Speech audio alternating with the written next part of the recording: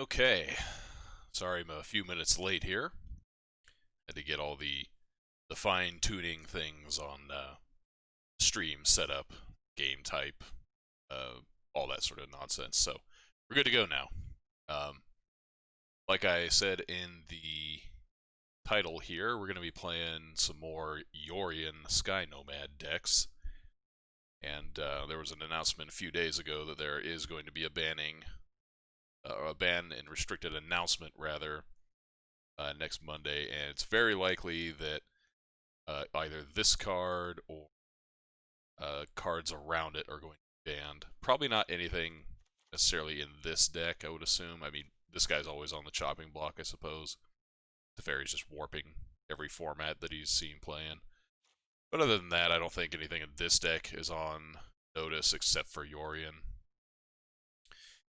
Anyway, so we're going to be trying some other decks out before any of that stuff happens, regardless of whether bannings occur or not. I've been kind of wanting to play this deck ever since last week.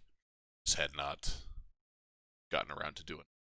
Anyway, without too much further ado, let me just go briefly over the deck here. It should be pretty obvious for anyone that's been paying attention at all. We've got a Yorion deck, so that means we've got a lot of just value things that we can be bouncing its effect, or flickering as the more proper term be. Cards like Omen of the Sea, which you see me playing already. It's not great to blink Uro, but in a pinch, if you need to get another card deep in your library or gain some life, it can help you out with that. Resetting your Planeswalkers is perfectly acceptable. Resetting Elspeth Conquers Death. And in post-board games, where applicable, we can reset Night of Autumn to blow up other decks, Fires of Inventions, Wilderness Reclamations, things of that nature. The cool thing about this list, and I should specify this is Paulo Vitor Rosa's Bant control list, that he was playing a few weeks ago. I haven't really updated this at all, so I'm just taking it stock tonight. Didn't even mess with the mana base or anything like that. I trust PV, he's a world champion. The cool thing about this deck is that it does have a pretty nice flash element that you can play. So in the matchups where it matters, you can dump the crap like Shatter the Sky and potentially things like Tamiyo or whatever, and bring in other cards like Nightpack Ambush and Dovin's Veto, Tails End, things like that. So you can always be playing at instant speed, or most of the time, in conjunction along with Brazen Borrower and making Shark Typhoon tokens. And you already have a few counter spells in here. Mystical Dispute, Dovin's Veto, pretty standard. Omen of the Sea, of course, has Flash, as does Growth Spiral. So it's mainly your middle of the range cards that you'd have to tap out for, whether that be Tamiyo or Teferi, Narset, things of that nature. But anyway, so we'll see. This is not a great deck against the beatdown decks, so hopefully we do not run into too much of that. But I've already blabbed for about 4 minutes, so I just want to get right into it from here. And while we are in queue, quick shout outs to M. Candela and Kiz Rakis for the follows. Thanks for the support. Pretty sure that M. Candela is my dad, so thanks, Dad. And let's also get some tunes going. This guy is Krzysztof Slowakowski. I'm probably butchering that. He's some Finnish dude. But he basically does a bunch of Mega Man X, like metal covers. So I've kind of crafted a playlist here to make it enjoyable front to back, and there's not going to be too much like game over screens and all that kind of crap that are just, little segments. So here we go.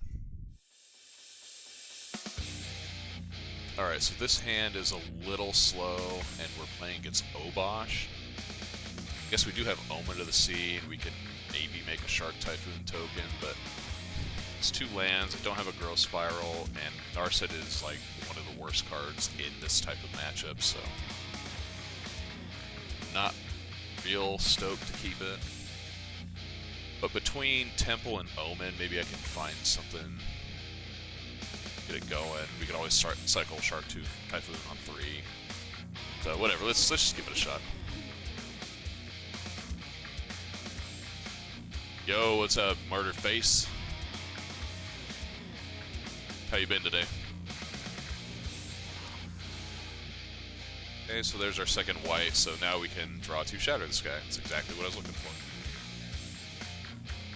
Cheers, buddy.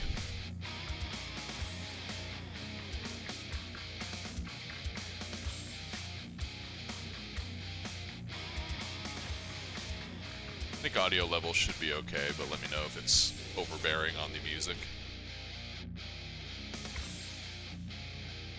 Hell yeah, dude. I know that feel.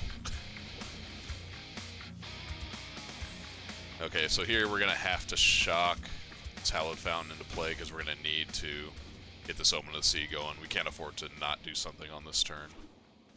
Okay, Phoenix is a pain in the ass, but it's a good Elspeth Conquers Death target, so.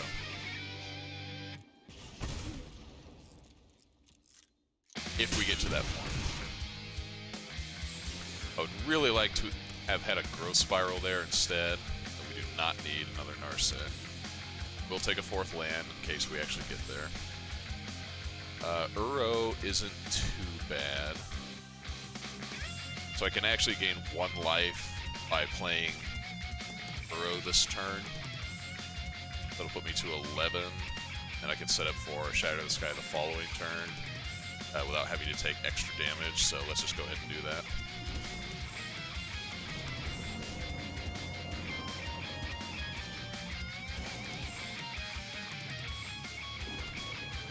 So that'll go away, which is fine, because we're going to Shatter the Sky next turn. You know, I wouldn't really want to Shatter the Sky away if we can help it. Alright, so we're going to take a beating this turn. He's going to have a 2-2 at the end of all this. So we're really going to be leaning on the strength of the Shark Typhoon token on the following turn. If he has another Heraldic Banner or a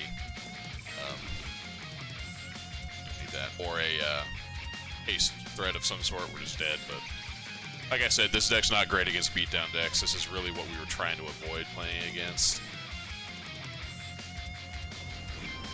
Oh, he actually already has enough to do that, yeah. Alright, well, we're just dead. Okay, so let's get these Narsets out of the deck. This is the absolute worst card, and Mystical Dispute is not very good. I want to bring in all the Glass Caskets, the Shatter the Skies, and probably the 2 Knights of Autumn. I suppose there's an argument for taking out Tamiyo and Dovin's Veto and bring in the Nightpack Ambushers, just so we could play to the board a little bit more. It's very, as I always say in these kinds of matchups, is fine because it can come down and interact on the board profitably. Knight of Autumn might actually be able to tag like a Heraldic Banner, but even just coming down and being a 4-3 on turn 3 could be super relevant. As you saw, there were a bunch of 1-1s in that board. Even with Heraldic Banner, they can't attack through a 4-3, so that'll help.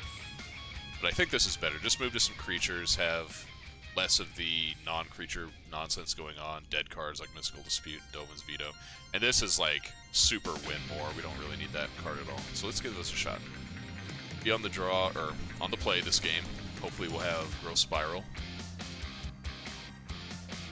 Just get way out ahead of what everyone else is doing. And by everyone else, I mean my one opponent.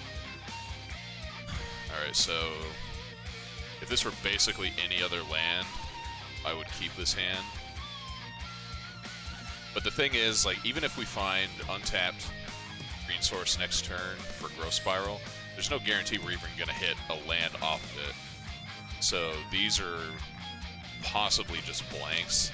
There's going to be 2 mana draw card, so I think we have to mulligan this hand. Alright, this is passable. We're going to toss this Neutralize back. We're not going to need that for a long time. And I am going to... I guess we'll play the Temple of Mystery here. Actually, I'm going to keep that, I think.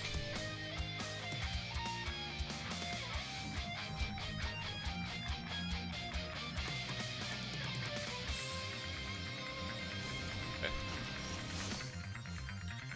So now the question is, do I shock because I'm going to need to be able to cast Burrow next turn? Or is there like a reasonable chance we're gonna find untapped land off Omen of the Sea?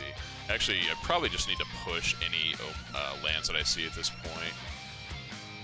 So let's just do this for now. Represent Growth Spiral and Omen of the Sea. See what he wants to do. But if like shit gets really weird for whatever stupid reason, we can just bounce something with Brazen Borrower. Yeah, I'll take 2 points.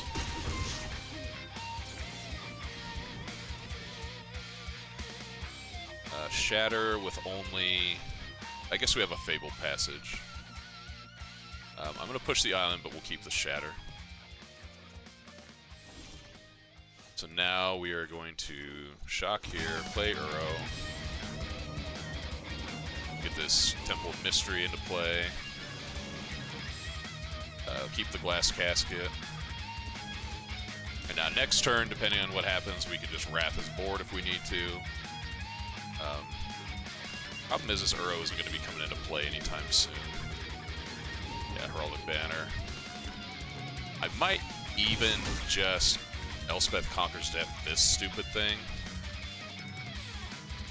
Because if I Shatter the Sky now, this is going to make a token. I'm going to take 2 damage on the Crackback. And if he does play something like the Phoenix, then I can always just Yorion on the following turn. Let's just do that.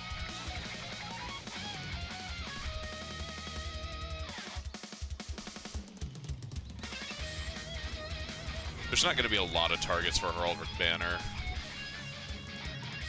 I keep saying Heraldrick, it's Heraldic Banner. I can't talk.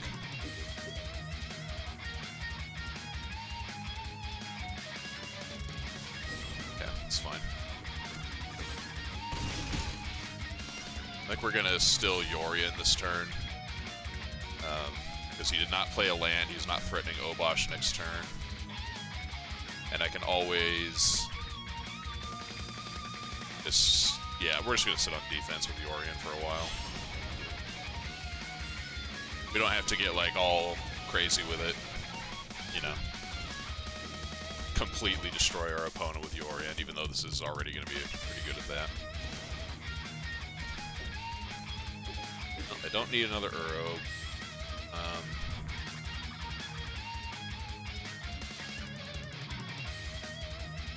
I almost don't even want this to Teferi, but I guess we'll keep it. Just in case. It gives us like some insurance against him going like Obosh on the following turn or something like that. Yeah, I don't care about that. And actually what we could do is we could set up for a turn where we bounce Yorion with Teferi.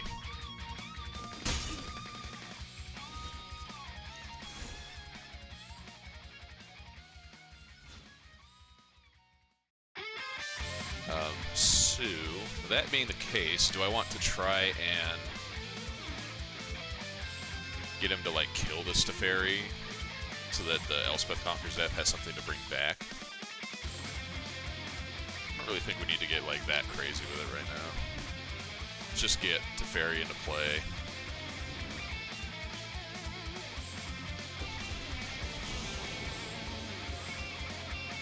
We'll take it up, and next turn we'll set up for Yorion. Bounce with Teferi and Shatter the Sky.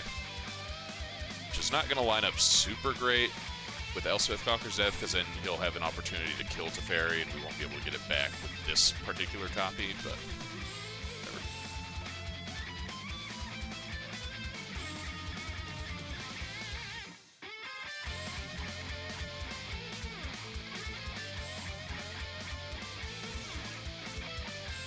Alright, so he's going all in.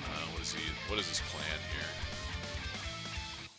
I guess the plan should be to block Grim Initiate, and then he's gonna like Ember Cleave or something. I want to block this because I want to get it off the damn table. So when I do Shatter, there won't be an Amass token.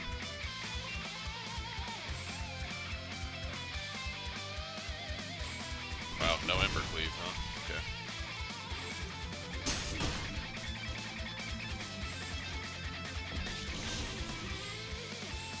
Put me to the test, I guess. Oh, he wants to light up the Sage, alright.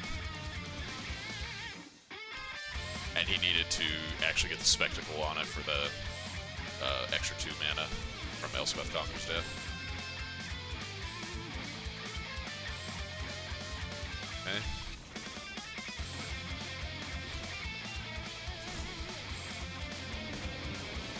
That doesn't matter because it's going to go right back into the bin.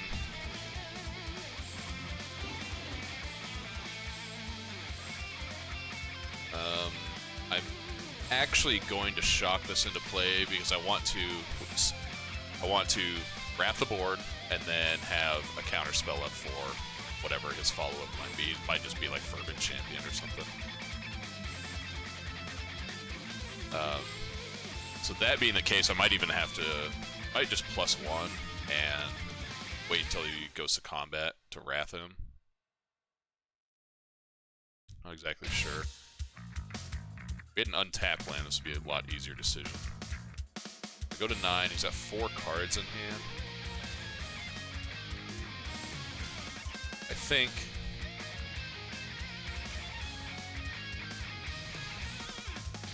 What is he possibly going to do? I think I need to do this. Because we're gonna bounce Yorion, that's just how it's gonna go.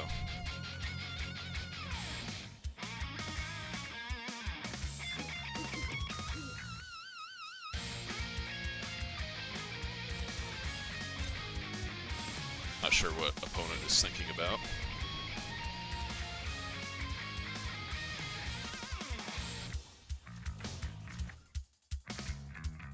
Let's get our Yorion back in hand. Wish we had drawn that prior, but that's alright.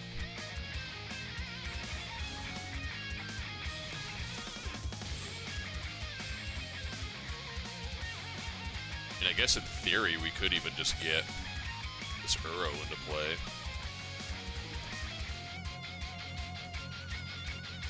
And then he has Obosh on the following turn. Potentially we just bounce it with Brazen Borrower. Is that better?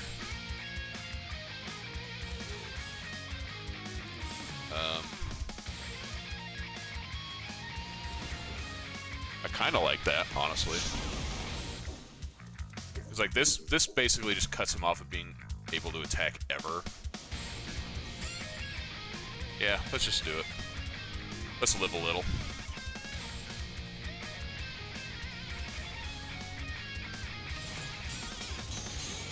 Okay. Plus, this gets us an extra 3 life, an extra card deep. Play this Temple now, perfect. I'm going to keep that in case he does play Obosh. Gives us a nice clean answer. And now this shuts off his Fervent Champion. Like, it cannot attack through a 6/6 through normal means. You'd have to have some shenanigans like double burn spell of some kind. That's, yeah, whatever.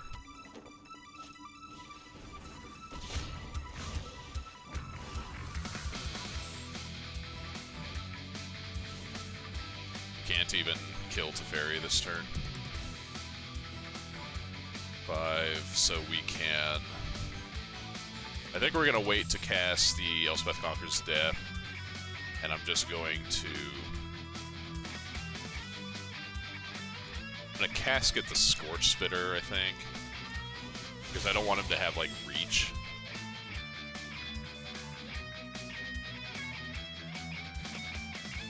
And I'm going to sit on Uro for 1 turn until we can kind of set up for something a little bit more substantial.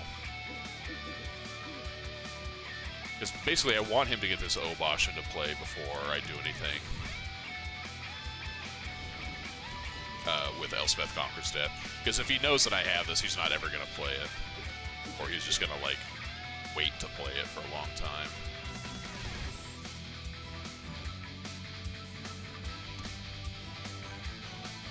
I could also just neutralize it, I guess. That might even just be better.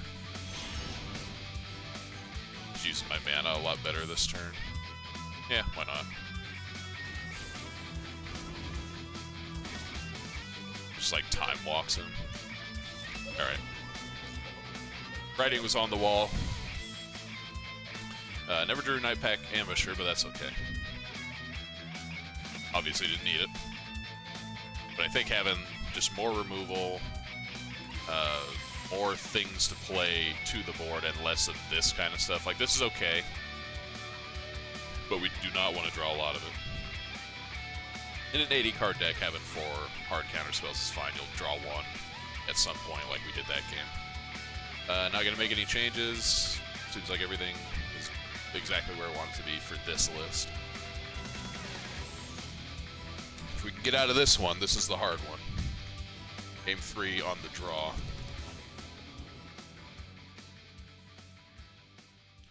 All these Elspeth Conqueror's Death I want to be in the opening hand. This is not a great hand, but it does have Shatter. It has double Growth Spiral. We're on the draw with Temple of Mystery. It also has a Burrow, so if we start hitting a lot of lands, we can at least get way ahead of mana. We're going to try it. If this card were not in the opening hand, I would not keep this hand.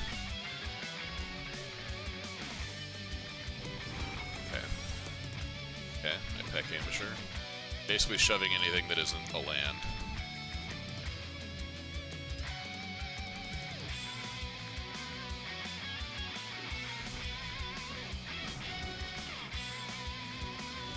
We're really going to need to hit this Shatter on turn 4. That ain't it. Alright, well.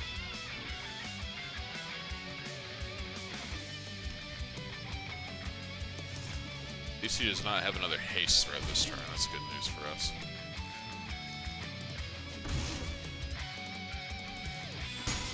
I think we're probably dead, though. This is not looking great. Unless we get, like, insanely lucky here. If we get to Wrath him, this game's probably over.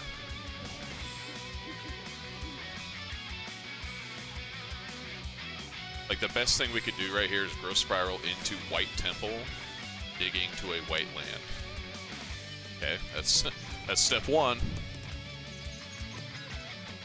Knight of Autumn. That's not a bad consolation prize. I could just make a 4/3. What happens if we do that? Got Castle Embreth, so next turn you play Castle, he can attack me and get me down to 4 if I make a 4/3. We also don't hit a land. Alternatively, we hit White Source and can Wrath him. Or we cast Uro, going to 13, drawing a card. I just don't think this is going to get us where we want to be. I think we're going to have to be a little bit riskier than that. This would be fine if we were hitting our land drops, but I really just need to hit land. We got plenty of stuff to do with our mana.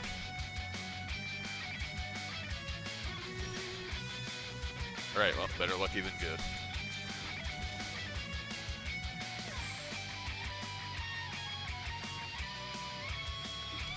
Thank you very much. So you can't even Obosh us this turn, which means he's going to play Castle, maybe 2 1-drops or something. Phoenix Bash is a pain in the ass, but we have Elspeth Conqueror's Death. Okay. 2 lands is whatever. I think, honestly, what I might just do here is... Oh, that play is risky. As I say, I could make a Shark token to block, but I guess maybe that's actually not bad, because he could pump this and make it a 4/2 and just like takes his entire turn. I get to like blow him out.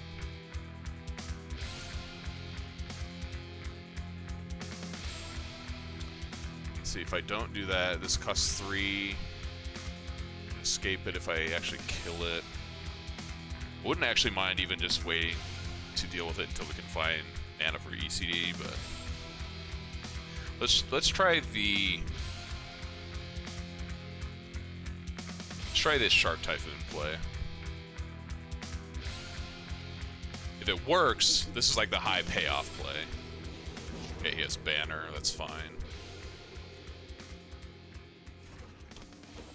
So he's gonna get in with Phoenix here.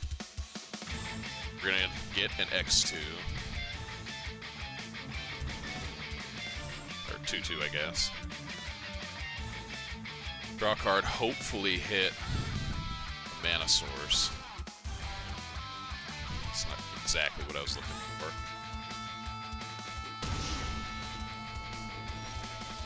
Oh, maybe, and we can neutralize his next play, whether it's Phoenix or Obosh. Okay, I think we're actually in really good shape now.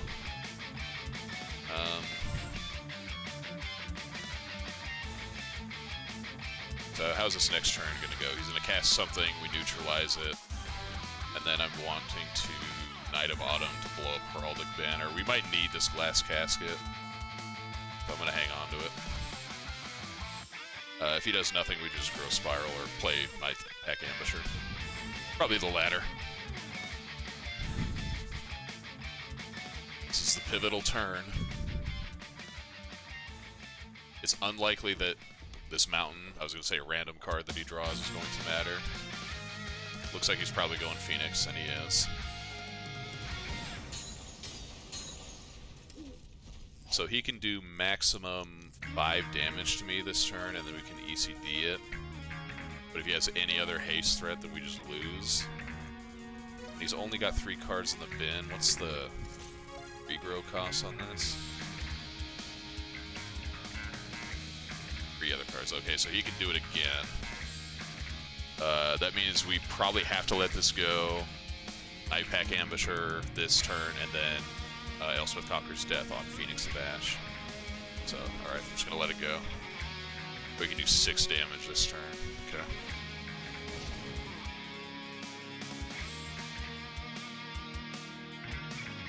That's okay, I think. Take 6.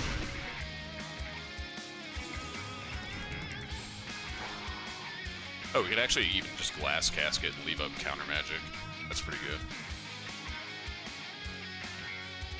Is there any... I'm trying to think if there's any burn spell he might play to actually just kill us. I might even just play Autumn, Knight of Autumn, honestly, just to gain 4 life. I think that's better, because if he taps out for Obosh, we've got a response for that.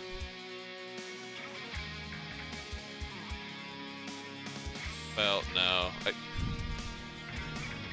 I guess if he has anything that I actually care about, I can neutralize it. So there's no point to doing anything right now. Including attack with Night Pack Ambusher.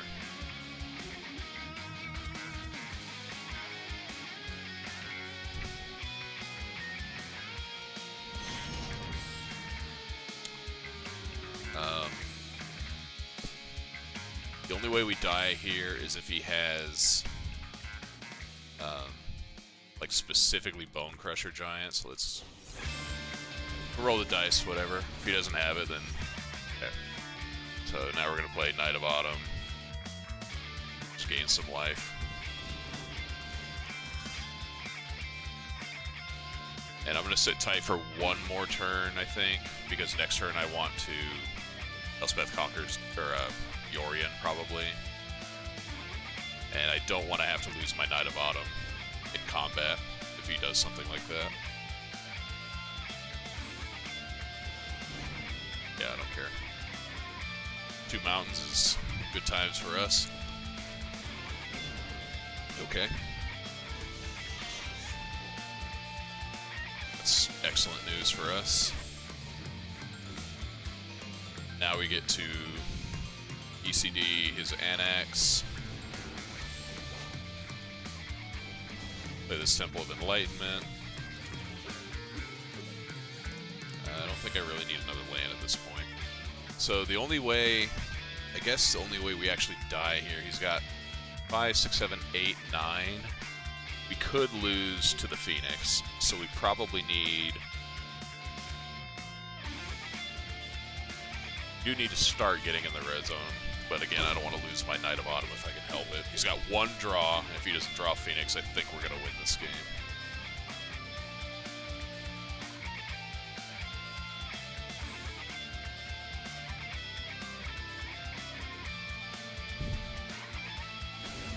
Okay. That's alright.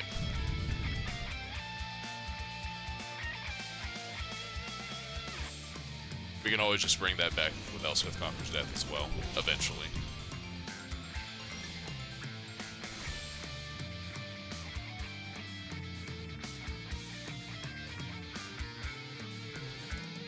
I don't know that I actually care about this Bone Crusher Giant. So I think what I want to do... Well...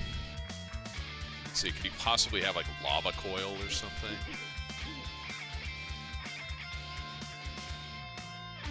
Not without me getting a 3-3 off of it. So what I'm going to do... This is a little ballsy, but I'm going to end up passing the turn. I'm going to get the 3-3 or 2-2 that gets a 1-1.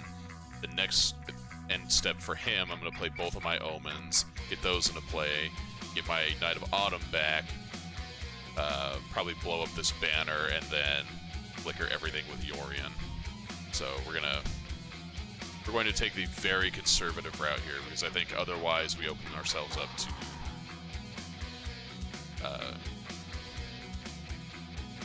I mean, I don't know. We still lose to the stupid Phoenix, so we have to keep that in mind. Okay, Chandra I don't care that much about. Yeah, okay.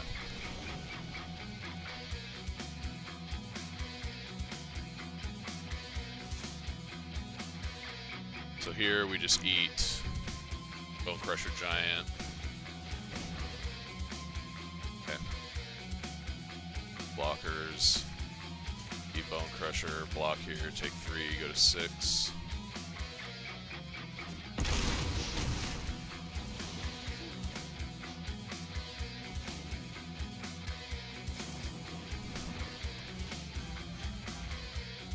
Any of that.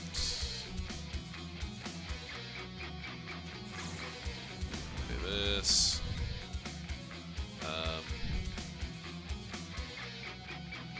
I guess I'll keep a Night Pack Amateur. Don't know that we really need it right now, but could be worse. We're just going to gain some life here. I don't care about Heraldic Banner at this point. And because we're going to get Yorion into play, what do we want to do this turn? Let's go ahead and just kill Chandra. Let's play Yorion, or play Plains.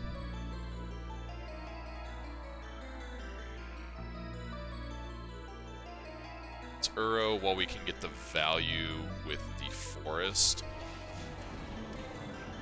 Because we're going to be getting Uro into play on the following turn. Okay, there's that. And now let's play Yorion. So now we have a blocker for the stupid Phoenix. Care about this. He's already got ways to pump his squad, and all of his shit, for the most part, costs like an inconsequential amount of mana. Gain 4. Don't want that. We'll take another knight. And whatever, keep both of them. Okay, now we can't lose this game. Without Obosh in his deck, he has no way to threaten us with enough damage. Yeah, don't care.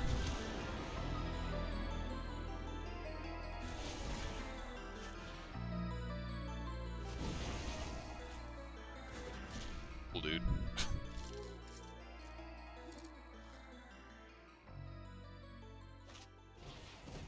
Nice. Nice 1-1, dude.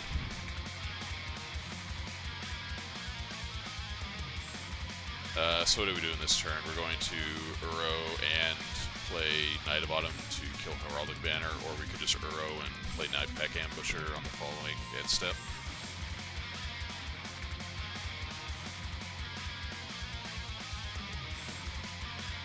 I don't really want to throw away this Knight of Autumn quite yet, so we're going to go face here, kill Chandra.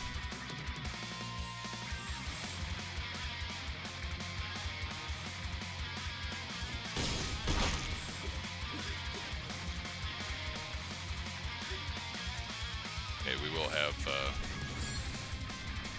requisite mana to get this into play, as well as the Knifehook Ambusher. Managed to escape that one. That was not a matchup I was excited to play, but it ended up being pretty good.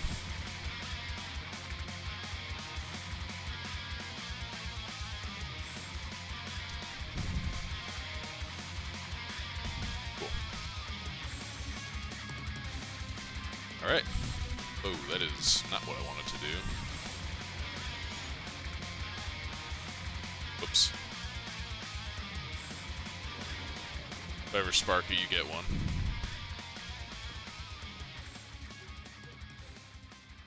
Stupid. Why does it, like, default to putting me on bot match? Is it trying to tell me something?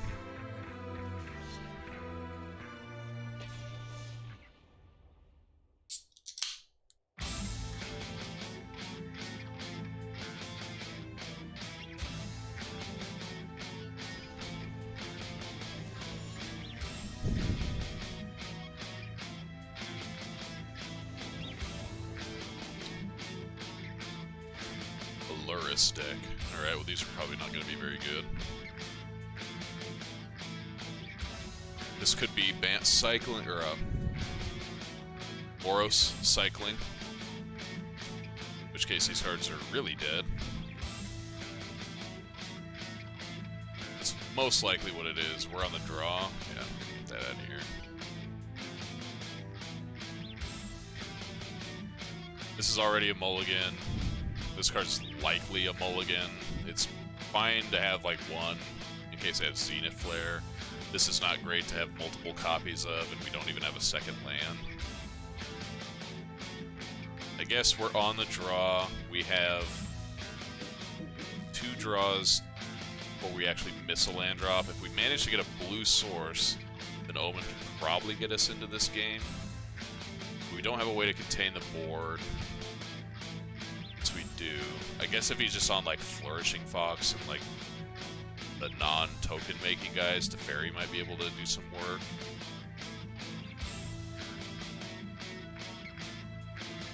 Let's see what happens here. This is not a keep I would recommend for pretty much anyone. Oh, okay, so this is not the deck I was thinking, but not unsurprising. So we did at least hit another land. However, we don't really need a non-blue source at the moment. But that'll do. So my plan now is Fabled Passage for blue source. Then we're going to Omen into Teferi.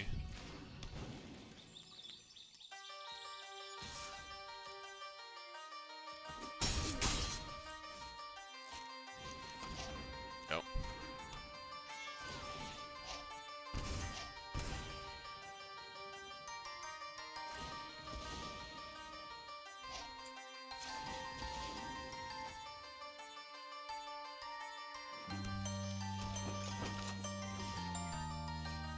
Naturally Rip Island, of course.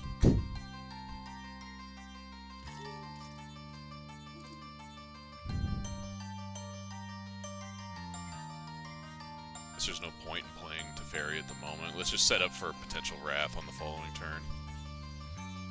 We're obviously not ever going to be able to catch this stupid Cauldron Familiar, but I just like auto-yield to this stupid thing.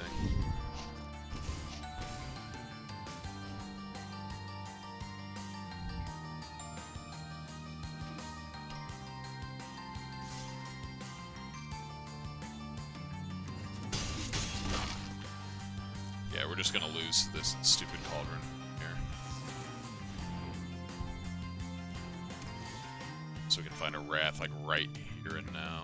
That is not any of that.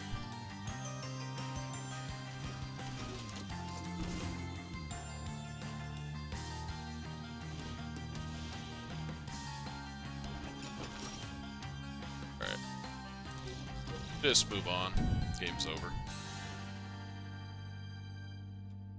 So with Lurrus in play, we don't want any of that shit. Give me Glass Casket. Get that. Get all these counter spells out of here. Probably not our set. I think it's pretty similar to how we boarded before. Cut one card here. Maybe a counter spell. If we can manage to tag a cat with this, that would be great. Knight of Autumn can help us fight the stupid oven. We can also like bounce it, I guess, if we really need to. Yeah, let's just try this. Deck has a reasonable anti-aggression sideboard package, if not, you know, a slam dunk. But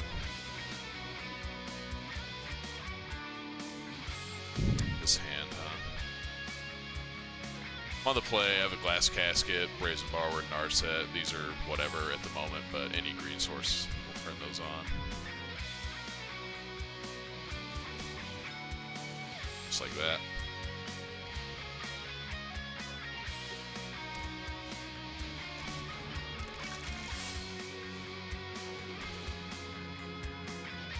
I'm actually going to keep that because I'm going to want to have one to fight over the oven at some point.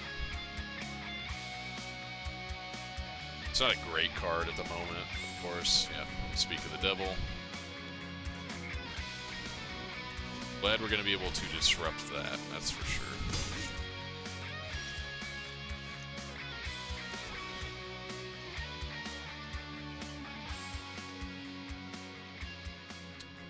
I don't see a reason not to keep a land here. And I think... Do I want a Glass Casket now? I guess maybe just to preserve my life total. I can always bounce it back with... Or actually I can't. Never mind. Whatever, let's just get this Gutter Bones out of here.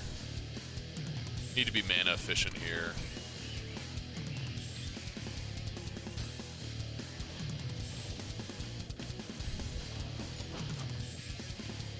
Yeah, I guess that's fair. If he wants to get that back, though, it's his whole turn. It's whatever. Alright, well, double oven is annoying, but not unbeatable.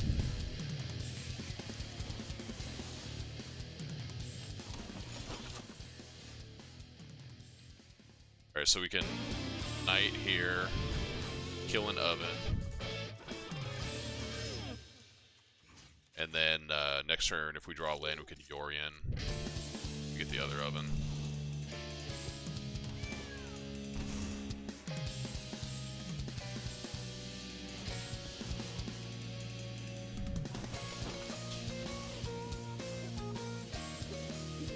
Oh, did they do duos today? That's sick. I'm gonna have to get in on that, dude. We were talking about that on Wednesday night stream. I'm not gonna block here.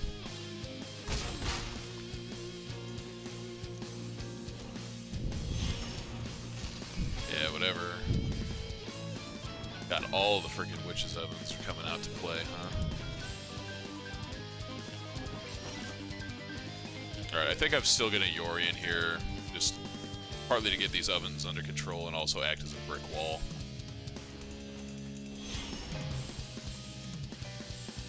And I'm going to, I think I can stack this the way I want it to, where I can blow up the oven and also get the Glass Casket triggered to go off afterward.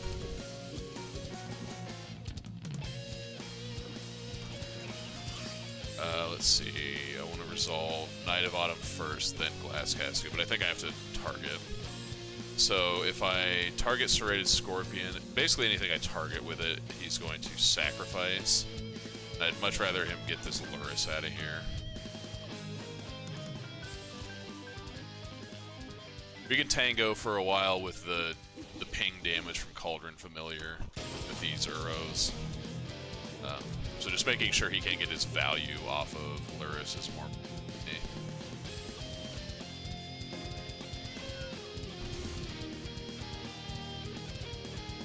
And also, you know, potentially losing life here as well. So now we're even in a position where we can just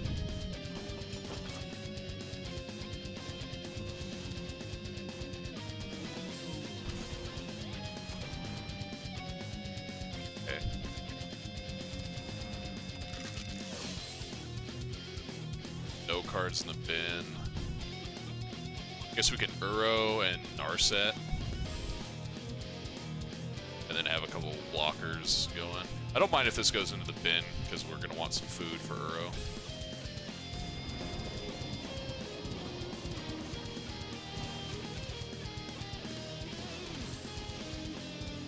You could even just cast another Uro, in theory. But Narset, I think, is the better card. Plus, he's probably going to want to get that off the board if he can. And again, just getting a card into the bin for Uro is good.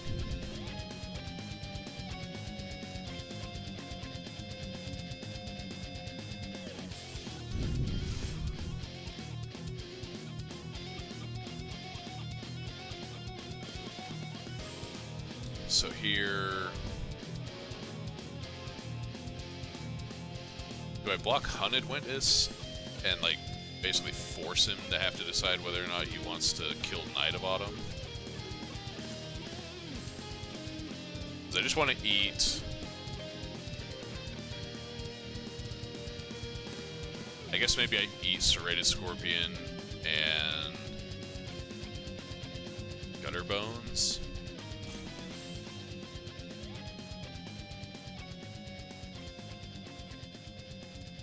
Kind of want to get, like if we're gonna Wrath, I want to be able to Wrath him good and not have a bunch of leftover bullshit. So, yeah, just do it this way. Now he needs to make the decision.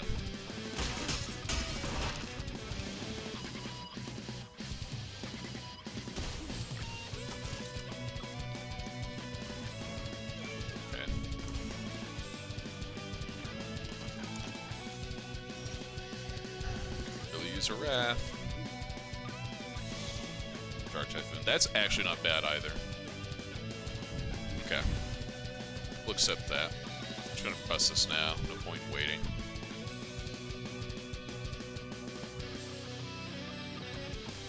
Alright, so...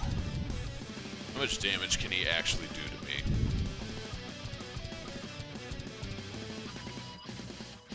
He attacks with everything. I block Gutter Bones plus...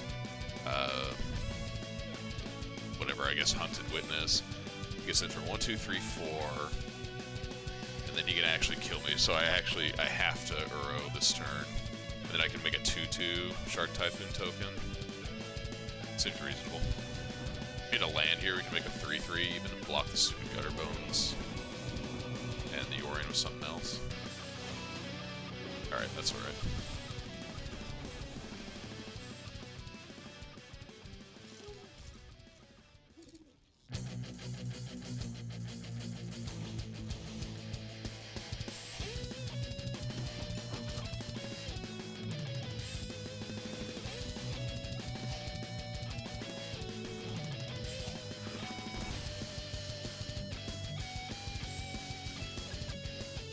I guess if he's only got one oven, then Hunted Witness being blocked this turn is worse. That's a pain in the ass. Alright, so now what happens? These do double damage, so I think I have to counter this stupid thing, so I'm going to take 2, 3, 4, 5, 6, 7 this turn, so I'm not dead. But I am dead if I don't counter it.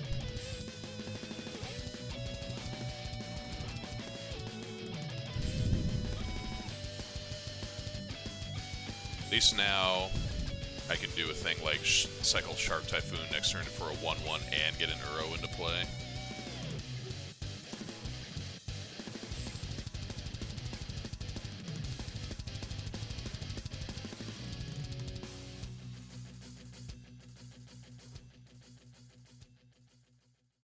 Let's see, so only do 3. He's not attacking with the token, that's interesting. I'm still gonna block Gutter Bones here, I don't care that he's gonna get it back.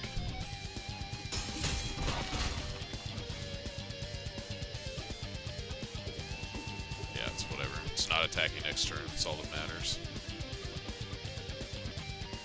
Alright, so I still think I'm going to Shark Typhoon for a 1/1 rather than cast Growth Spiral. I want to have an additional blocker.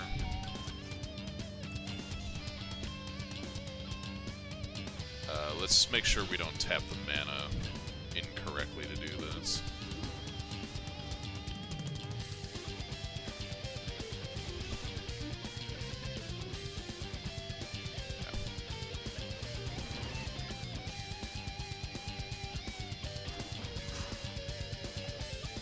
That's a pretty good draw too.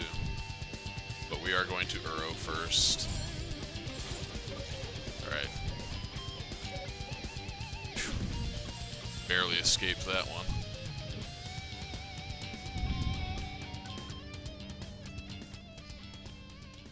I wonder if he was just like, I wonder if he's going to see the play to cycle to get a 1-1 and then get Uro into play.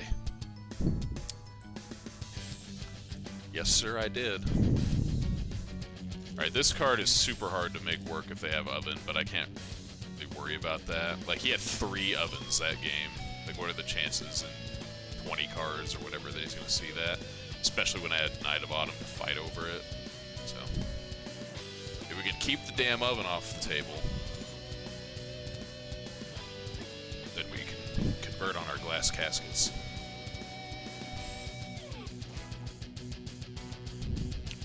I've seen worse. Yep. Pretty Pool's a good draw there, sort of.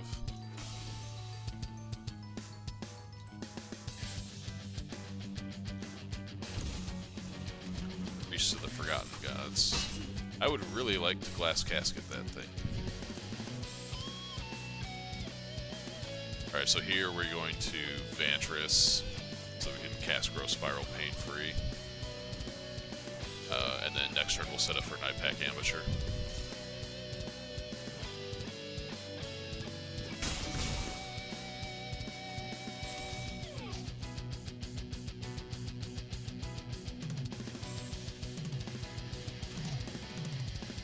Yeah.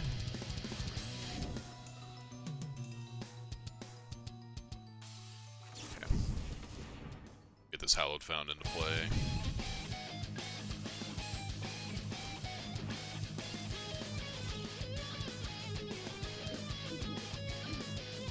I think I might conceal the fact that I have double white. Well, actually, if I show him I have double white, he's less likely to like expand into a Wrath of God. And I think what I'd like to do is try and pick off this Priest of the Forgotten Gods before he has the ability to like sacrifice for value. Oh, he's just gonna let that go, huh? Alright, I like it. Oh, I can't Night Pack Ambusher because I don't have another green source. Alright, we'll just have to make a Shark Typhoon token. That was an oversight on my part, but that's alright.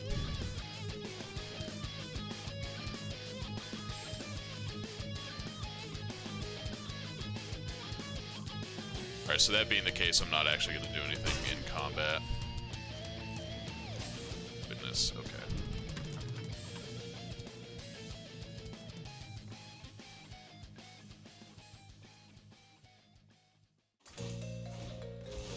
Okay. He just wants the card draw and the mana, I guess.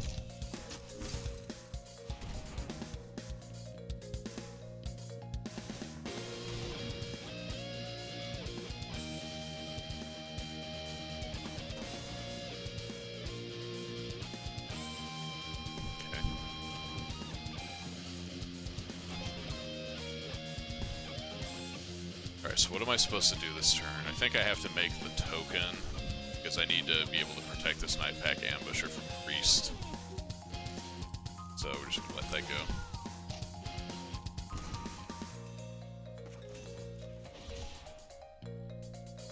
Plus if we could find Knight of Autumn, that would be great.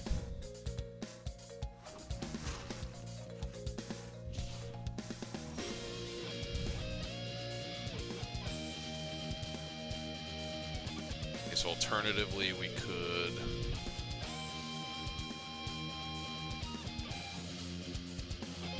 No, that's not good.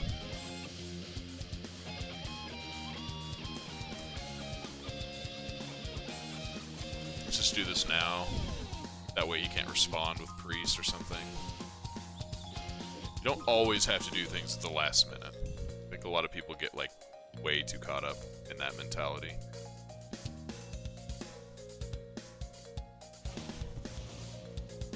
Yep.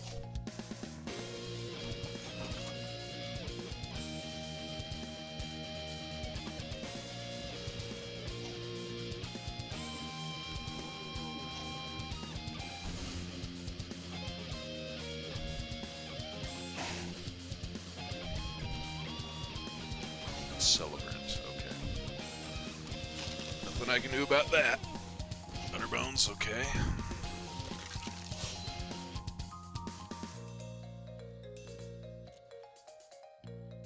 Send the team, send the team.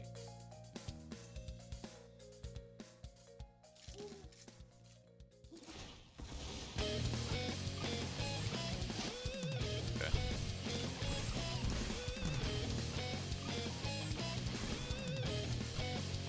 You just tell me he's gonna attack with the one here. That'd be awesome.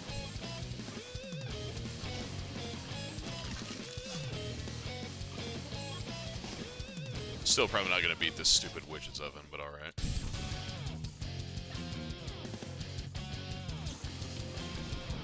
No, he sniffed it out, if that was his concern.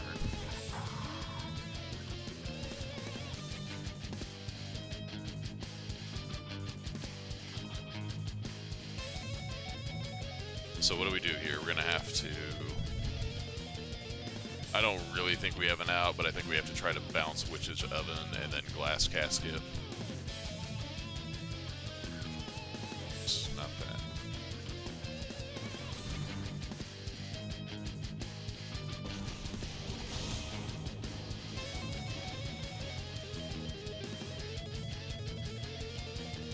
Like, we would have had to have found Wrath this turn and not had this stupid Celebrant to play.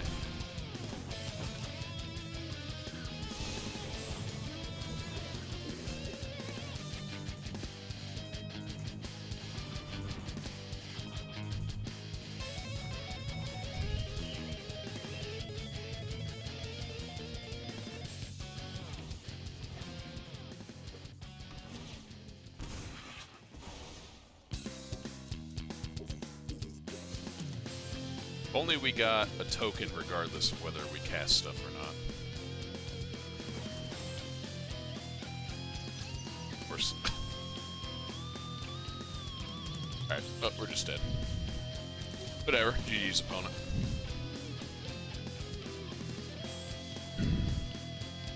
This might have been the wrong week to play this damn deck if I'm gonna play against this beatdown decks tonight. I do have this deck that would be much better against creatures that we could give a shot. I'm going to play one more with PB's list. See what happens here. This in particular, on top of like having Charming Prince access, seems really freaking sweet. Plus Agent of Treachery, obviously, to start just taking control of shit. Might be a little top end heavy, not sure. But we're gonna, let's do one more PvE list. See what happens.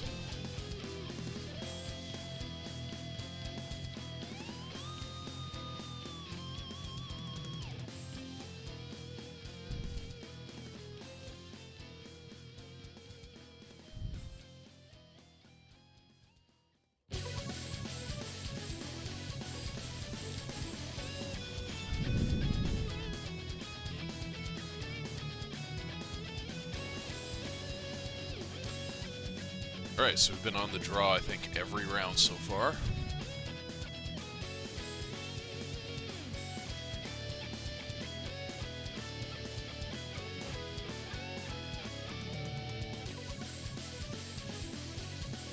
What is with these opening hands, man? Good lord. This is an automatic mulligan. This could be like Teamer Elementals, in which case this might be alright. And we have Shatter. Yeah, this is pretty decent keep.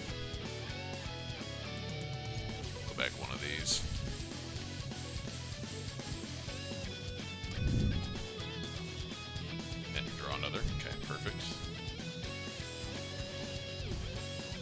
Leading on Temple of Enlightenment here, so we have Mystical Dispute access for potentially like a turn 3 Risen Reef or something like that. Whatever it might be.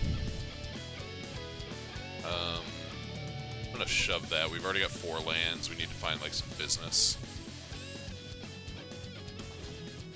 Okay, so this is like the red-green. Is this like red-green fires or something?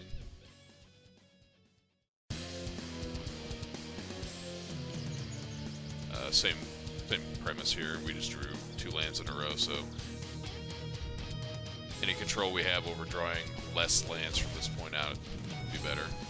I am going to dispute this.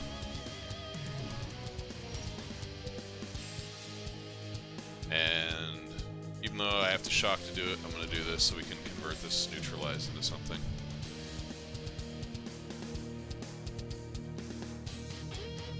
So this is Teamer Elementals. I'm going to let the Growth Spiral go. I don't really care about that, especially if he's going to brick on land. That was a really good Mystical Dispute. Alright. Well. Cool. Opponent has had enough of Yorion. That's how I how I interpret that particular concession.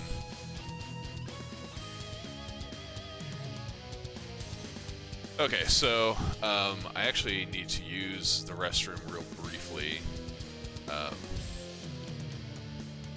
think I am going to move over into this list. This is just something I put together. I didn't mention that prior. This is not somebody else's list that I ripped. I wanted to kind of just play with some of this stuff before, like, obviously I was talking about this earlier, before Yorion rotates. Being able to like flicker Spark Double onto Kogla or Charming Prince to like do another Yorion thing, just like have extra copies of all my little blink effects. Seems pretty cool. I didn't want to go like super ham on it though. That'd give me a little bit of extra Agent of Treachery action. If we play against decks where Agent of Treachery is even going to be good, like I haven't seen one yet. But we've got some Tulsamirs, which are pretty decent in that matchup. And I think I might actually...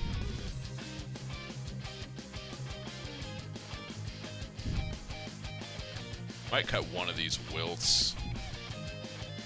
I think these Wilts actually should be Knights of Autumn. Let me do that real fast. To play with Yorion and all of our flicker effects, or like Charming Prince and Spark Double, stuff like that.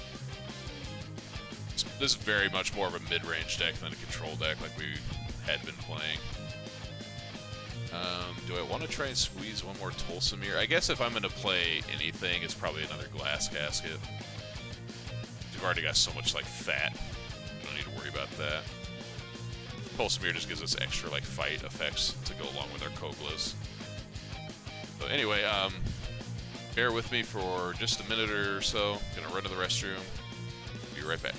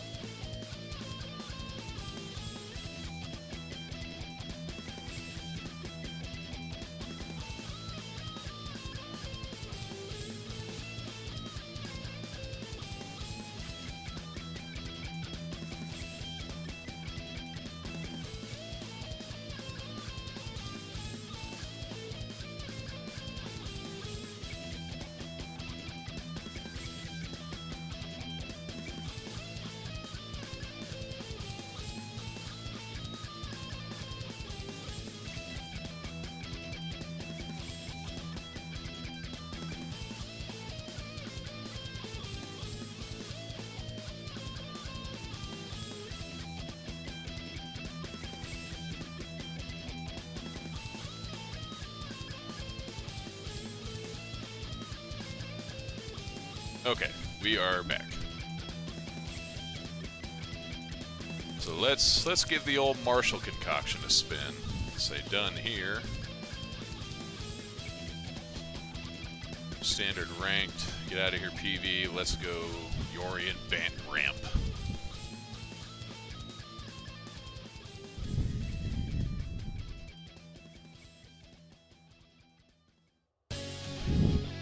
Charming Prince also gives us some nice additional deck manipulation, life gain, and just ability to play a little bit more of a defensive game if that's what it comes down to. This hand is like exactly what I'm looking for.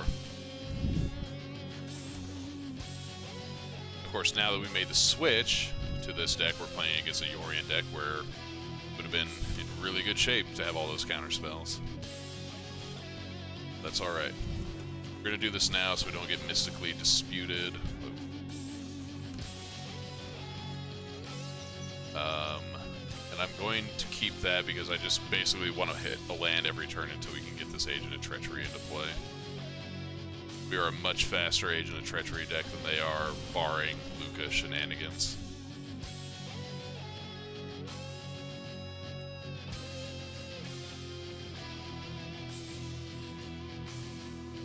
Okay, so we just shove both.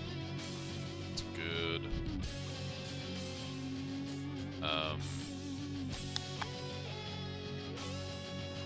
I'm actually gonna do all of this main phase for another island here. I'm gonna grow Spiral first, and then we're gonna Charming Prince. Okay, that's perfect.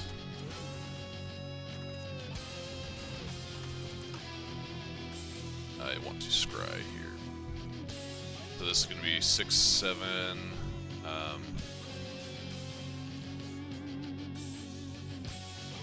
I think I'm going to keep the Temple Mystery. I don't think we're going to need another land after this. Basically, if we get to fire off... yeah, that's fine. If we get to fire off this Agent of Treachery and nab a land, I think he's going to brick this turn. And we are going to be in excellent shape.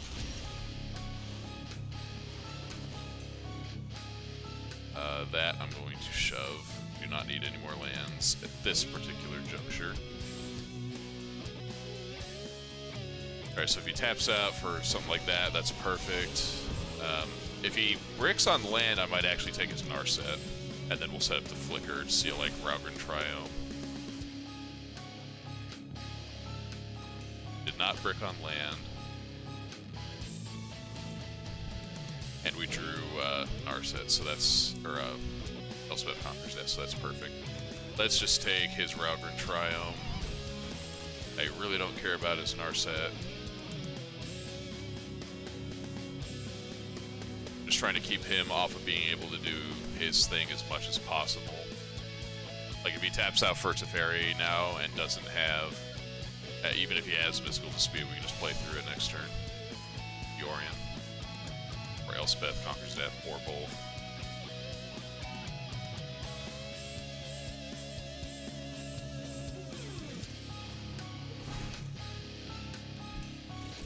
Okay, cool. I'm assuming he didn't have a fourth land there, or another land. Okay, so get rid of these. We're gonna need to make quite a bit of room here, so cutting all that crap. Counter spells. I think I'm going to take Kogla's out. I want to cut...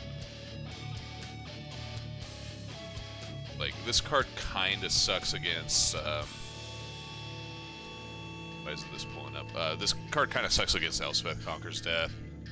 And I think I will actually want to bring Grafdigger's Cage in. Just in case he does manage to get, like, a Luca thing going on.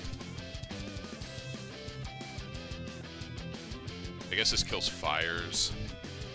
Maybe this is better than Ghidra. This maybe kills fires, I should say. Maybe Knight of Autumn's even better.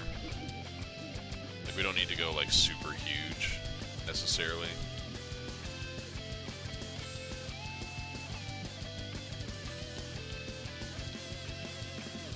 I got one Spark Double. Not bank on necessarily having something to copy all the time.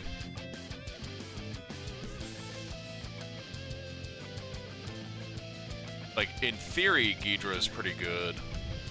because it can like put another thing into play. But it could be something inconsequential like another Grafdigger's Cage or an Omen of the Sea or, you know, whatever. So I'm a little reluctant to keep that in there when we want to make sure that our top end is really like hammering home on the trigger. Of course, it has a lot of good hits too. It's not like it's all blanks, but I think this is fine. We do want to have something to fight over fires, I think, and maybe being able to pick off a random Omen or something could be good.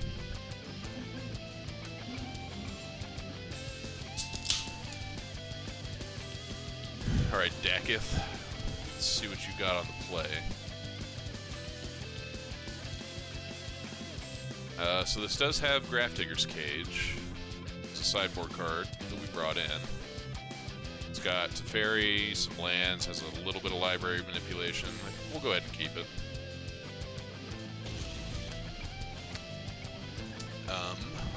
I'm going to... So it doesn't really matter. We don't need to, like, slam Grafdigger's Cage on turn 1. It's like the Luca element of it is not going to come into play for quite a while.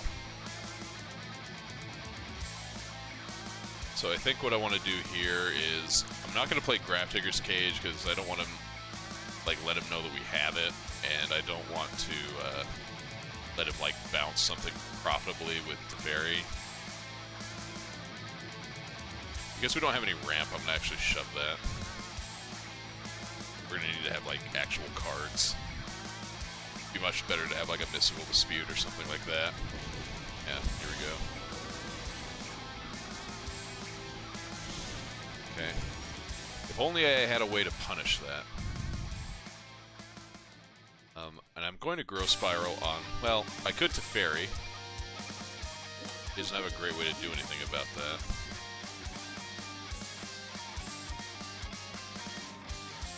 Although, if I Growth Spiral this turn, I can actually Elspeth Conquers Death as Teferi.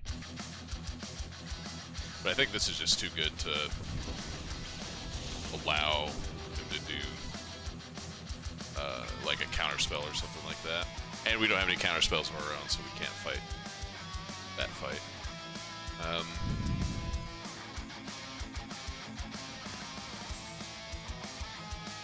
He showed us Omen of the Forge last game.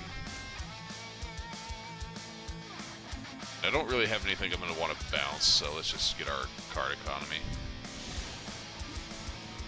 Okay.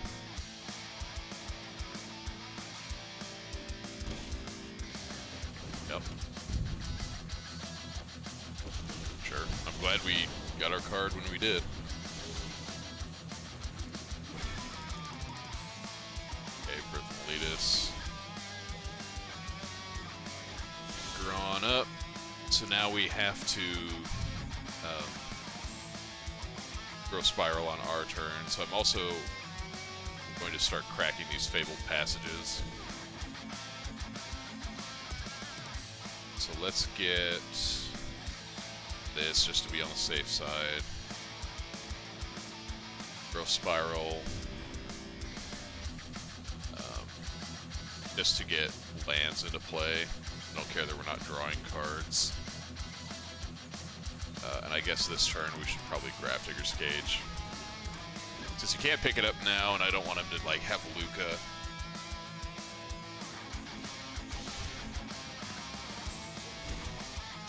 Yep. So he did keep in Omen of the Forge. That's good to know. The question is, does he actually want to spend one of his spells this turn to kill my Teferi? His Narset, okay.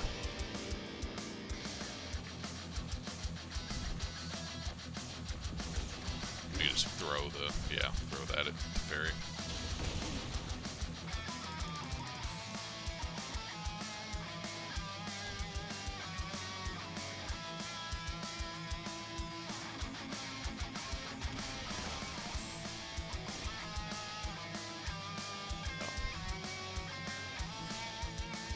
Alright, so I think what I need to do here is we're going to ECD this Teferi, and then next turn we're going to Yorion to ECD Fires of Invention. The reason I'm going to do that is I don't want him to be able to bounce Elspeth Conquers Death,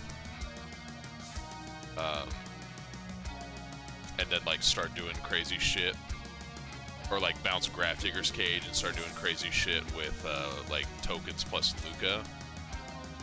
This is the only way that he has to interact with that. None of this other stuff can do anything, and unless he has like some card I'm not thinking about in his deck right now, he doesn't have another way to get this Grafdigger's Cage off the table. So let's get Teferi out of here. That means he's going to have another Teferi, which means he can't also... Well, I guess if he has Teferi, Luca...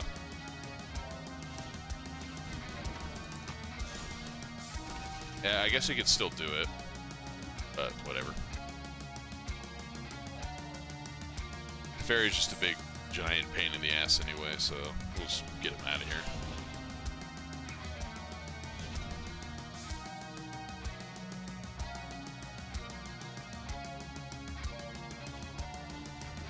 Okay.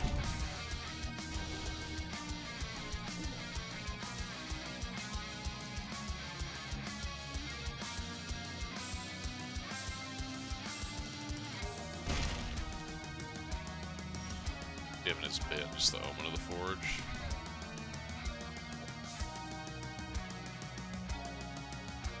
See, now we can also convert our Omen of the Sea for a card where we couldn't do that before.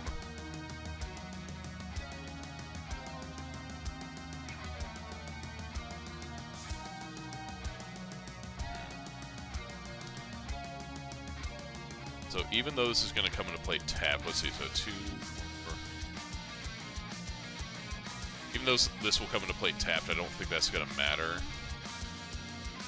Because basically what I want to do is crack this Fabled Passage so that we can maximize our scrying ability between these two cards. I don't want to be shuffling cards that I've pushed to the bottom with them. We've got 4 cards to get Yorion for not a whole lot of value. What do we want here? Probably Source. Well, let's play Charming Prince.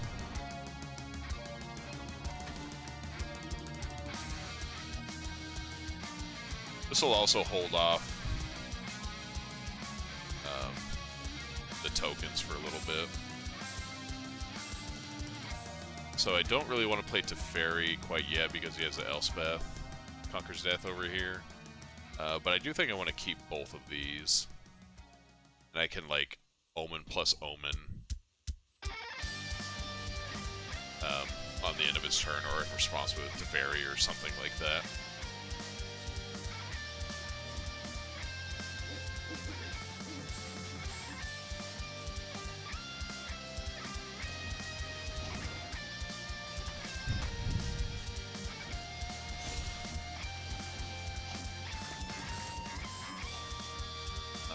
I guess I probably have... Do I have to do this now?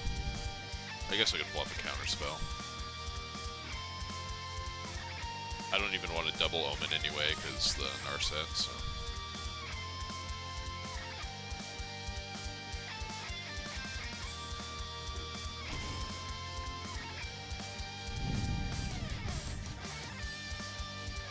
Alright, I'm ready to just move on to this game. He's got 2 Planeswalkers plus a Yorion, Agent of Treachery. I don't need to see anything else.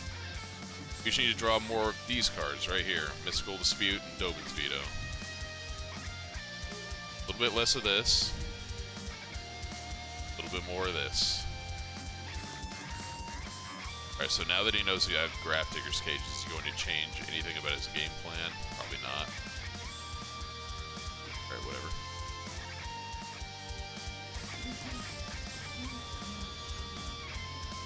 Alright, give me a good hand deck, come on.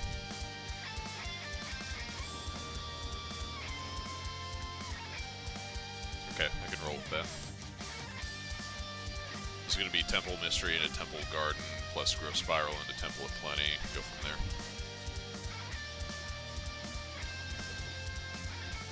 You do not need another land.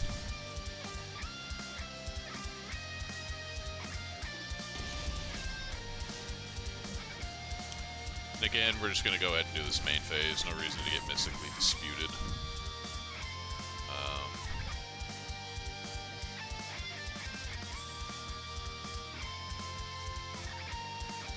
I don't think it matters all that much. Let's do Temple Tree. Get out of here, lands.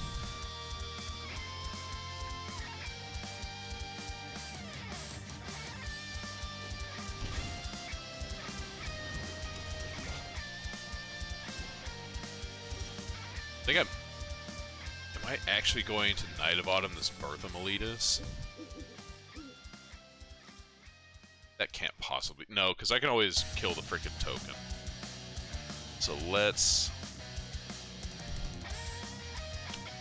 I'm going to want to keep up Dovin's Veto in case he has Teferi here. And so I also want to be able to Omen of the Sea if he does that. And we can hold that pattern for a couple turns, so that's fine. Yeah, it's fine. You got a 0-4. Alright, so he does not have Teferi this turn, which is good for us. Let's cast our Omen. And I like both of these cards, but that... Yeah, that's alright.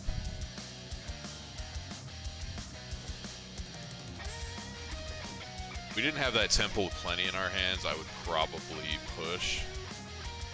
And I think I have to push this because we're not going to be able to cast that anytime soon.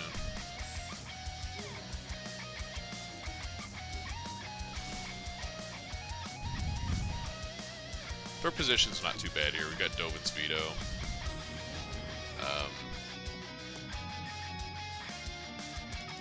I guess I can let him have this, and then if he goes to play anything else, I'll just Dovin's Veto that. Next turn, Knight of Autumn, he'll fire some Invention. And still have another Dovin's Veto up. And he has nothing. Okay. Great.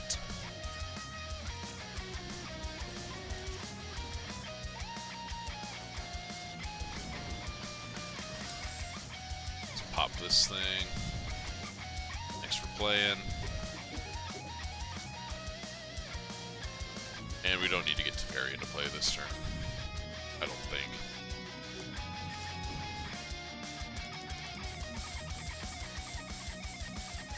This one I think I actually am going to Dovin's Veto, because I do want to get Teferi into play this turn.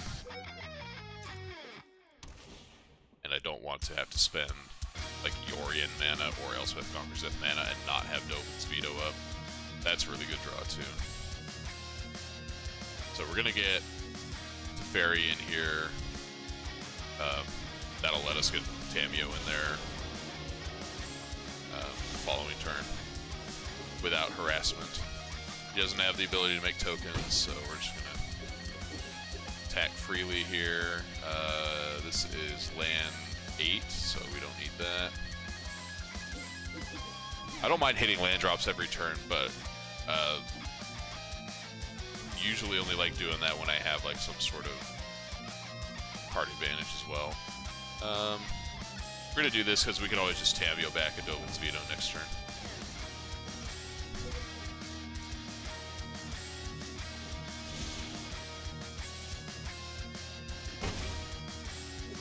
So we're just going to do that.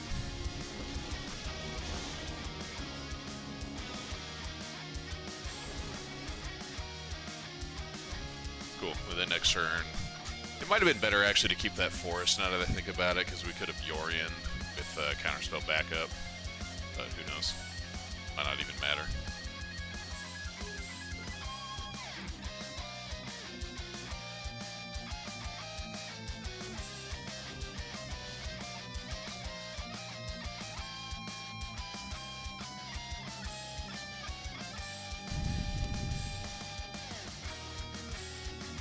Cool thing is, I don't think he's seen anything that isn't, like, unexpected.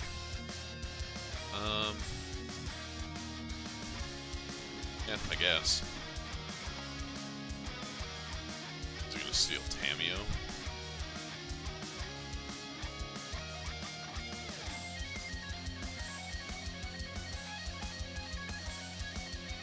Just wants to steal a land.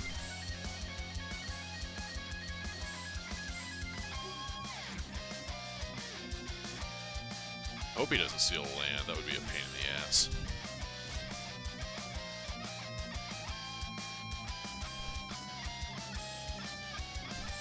Hope he steals Tamiyo. He's gonna steal Tamiyo. Okay. Can't actually kill it, which is nice.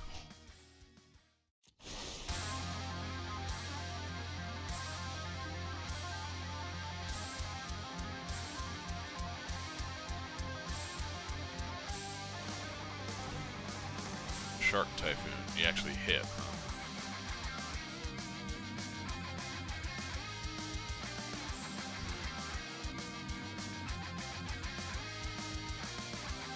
Alright. Another Knight of Autumn is not exactly what we're looking for. We can just Elspeth, Conquer's Death, to get this Agent of Treachery off the board.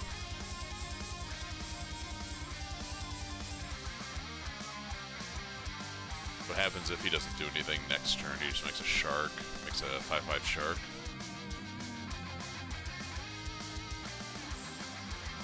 Maybe a 6/6.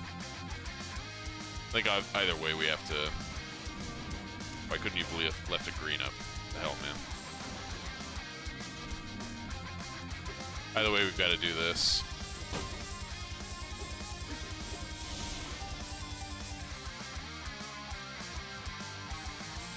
Man, if only I had a Tails in. Just counter the stupid shark token.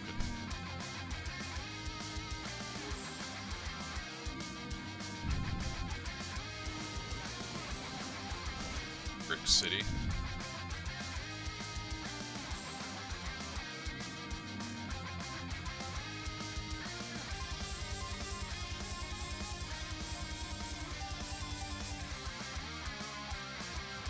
Mega Man X3 soundtrack kicks ass.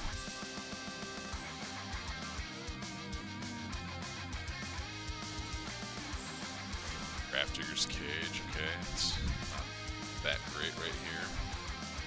So, what do I do here? I don't have like anything meaningful to bring back, right? So if I could bounce something. I could play Elspeth Conquer's Death to kill my own Tamiyo, which kind of sucks. But what I think I want to do, I want this to like go off, right? Because he's probably making a shark right here. So I think what I need to do is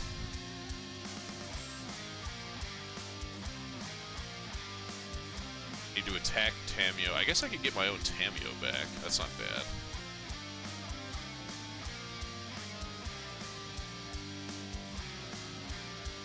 Let's see, so if I attack, kill Tamiyo, can't make a blocker.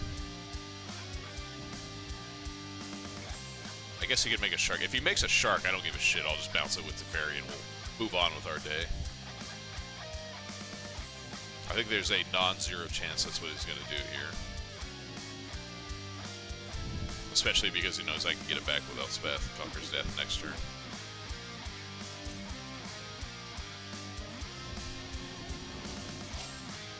Nice. I could care less about this Knight of Autumn. To be totally 100 with you. Alright, so now we are going to... We're gonna have to accept that we're not gonna get this Tamiyo back, so we're gonna bounce Shark Token.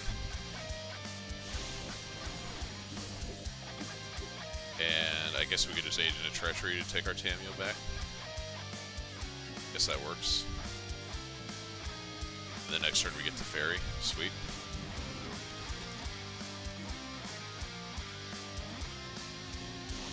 What do we want? Probably... Not a lot. Maybe just like Charming Prince.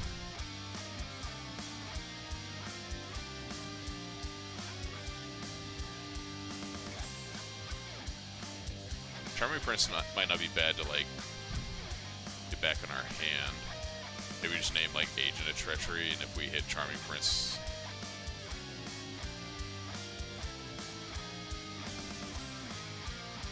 Yeah, I think this is better. Alright, that's fine. Just got all that chaff out of the way.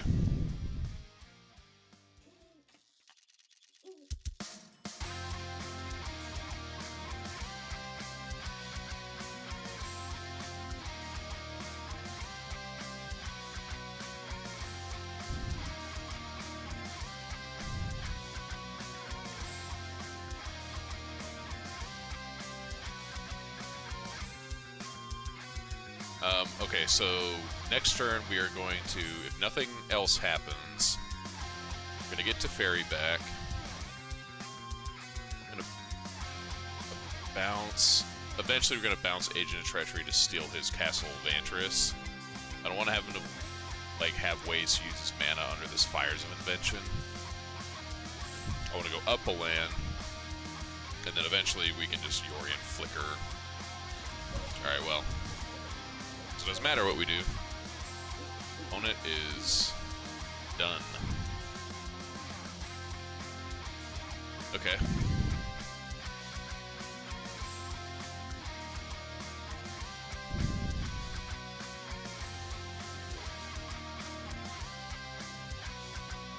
Got here. That is not the first Narset I've opened. Are you kidding me?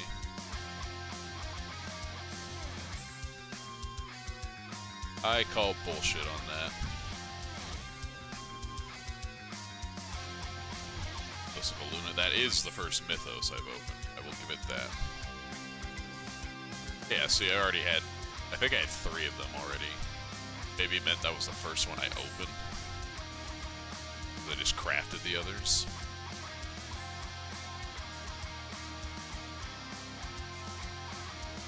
Alright, what are we even working towards here?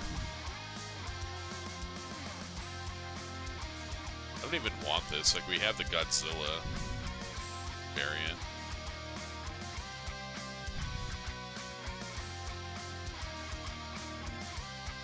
We have the Godzilla variant on all the cards where we would want to be playing, you know, special versions or whatever.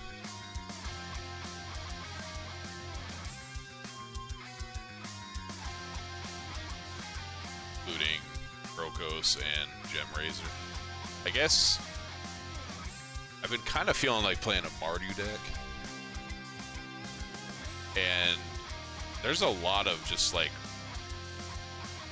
not random, but like combined permanents in the decks that are being played right now. I mean, who knows what's going to happen on Monday and things get banned. But let's start working towards this. God, why did I put so many freaking permanents into all this garbage? I guess Sea Dasher Octopus and Genesis Ultimatum. Let's just go ahead and get start getting towards this Ruinous Ultimatum. Great, who cares? Alright, apparently I have a bladder the size of a peanut today. So give me one moment.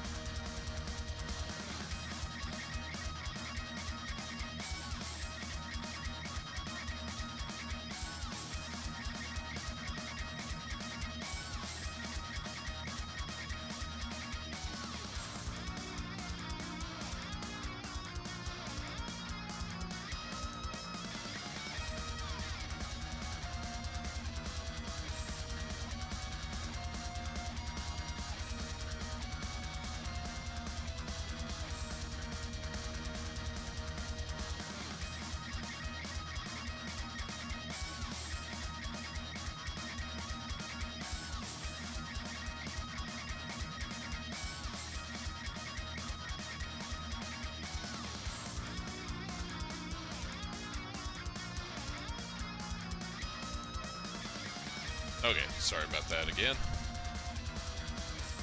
Let's get back into this. I think we're going to keep playing my little moment. So right now we're 1 Yorion deck versus 2 beatdown decks. Even though we're 2-1 overall, I want to see what our kind of frequency of playing the beatdown decks versus the control decks is. I think I've got enough game against the control decks that I just want to have a little bit better matchup. So another Yorion deck. Card's probably dead. I think we likely have to mulligan this hand. Has no ramp or drawing of any kind outside of, you know, the fairy and maybe cycling the Triome. Alright, this is better. Yeah, I'm gonna keep it.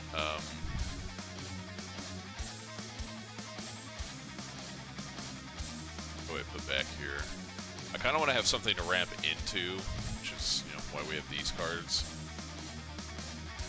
And if we draw like a shitload of lands, then like putting a land back is fine, and this will give us the opportunity to draw more land. So I think against a Yorion deck, it's not going to matter as far as my life total. So we'll just throw an island back. Okay. Just temple here. Keep that. I do want to be able to convert both of my ramping effects, so we're going to need 5 lands to be able to do that. And because he's holding mana up, I'm just going to pass the turn here. Opponent probably knows we have Growth Spiral, but whatever. This is like very similar to the person we just played.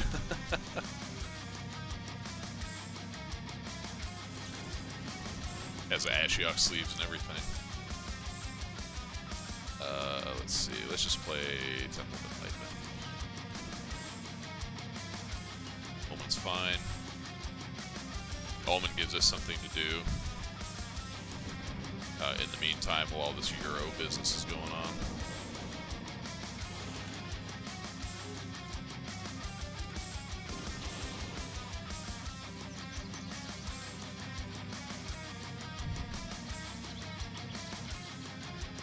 I don't love it, but I think we have to keep it.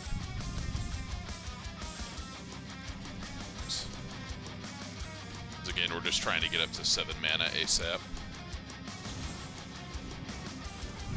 Is this just the blue-white deck? It's kind of what it looks like.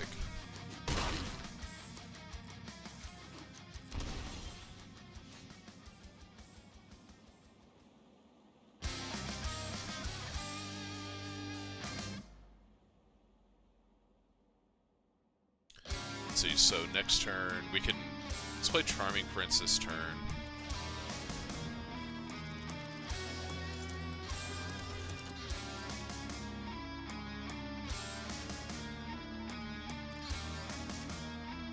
Shatter's going away. I just don't know if I want this Casket or not.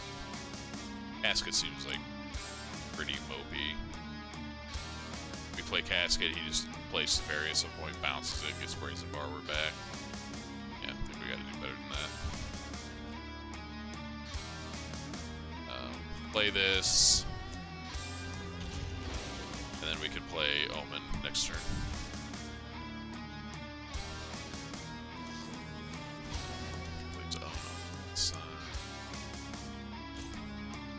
He's got Mystical Dispute. I don't want him to be able to be like super mana efficient. We can't. Goddamn. We can't pay for it anyway, so we might as well make him dispute on his turn if he really wants to.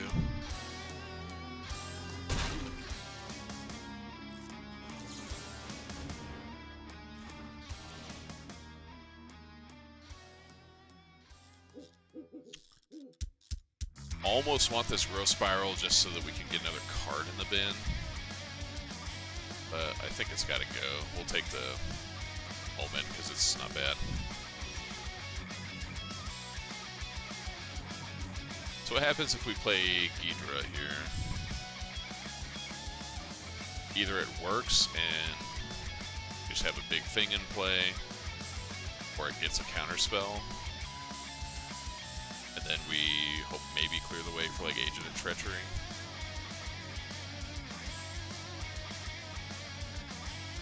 Yeah. See what happens.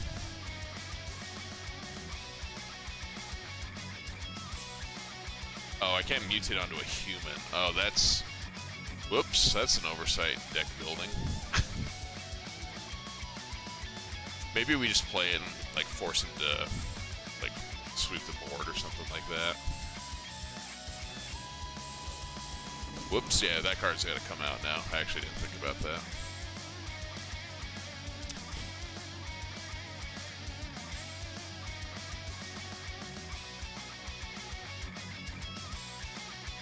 I think traditionally this is like in the Arboreal Grazer slot or something like that. Or what would be the Arboreal Grazer slot. Alright, Fairy's fine.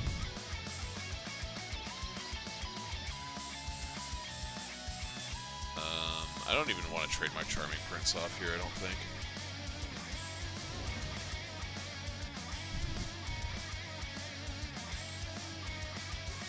I mean, who knows? Maybe he doesn't have an answer for a 6/6 flyer. Or 5.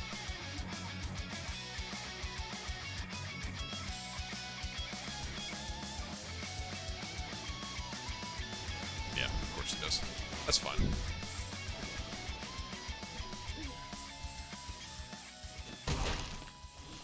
See, he doesn't have shit going on. I think we just have to sneak in our Agent of Treachery now while we can. As much as I kind of hate that.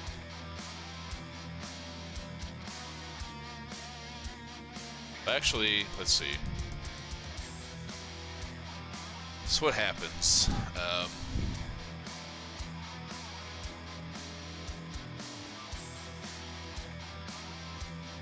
Can keep our Teferi around.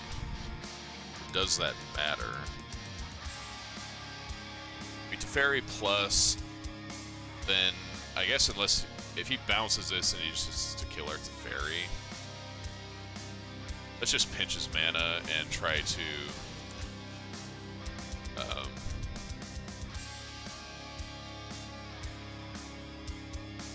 yeah, we're just gonna pinch the mana and just try to like get ahead of him in that way. If he has to tap out again, then we can Yorion and like really punish him. I'm not worried about this Brazen Borrower all that much. I find it highly improbable that we die to 4 attacks in a row.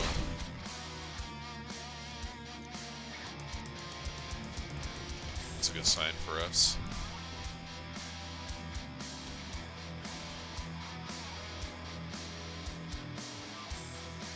So let's lead with Teferi here and see what happens. We get Teferi down. Can't actually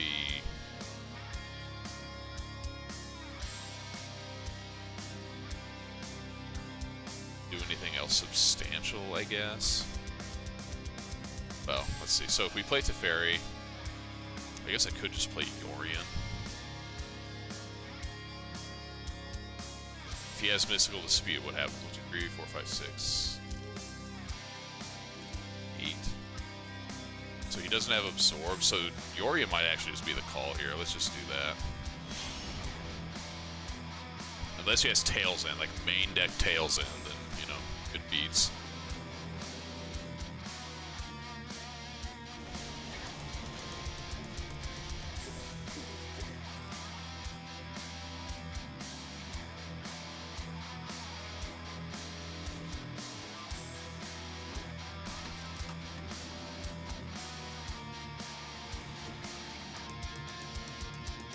Agent of Treachery trigger? Yeah, okay. Let's just take Hallowed Fountain.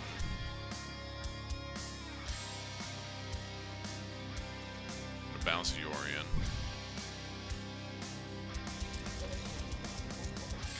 So that way we basically get to do that like every freaking turn. Which is kinda why I really like Charming Prince here. So this card's absolutely gotta go. Before we start our next match, so Get this out of here. That card doesn't do anything. Shatters are out of here. Glass caskets are out of here. Getting all the counter spells.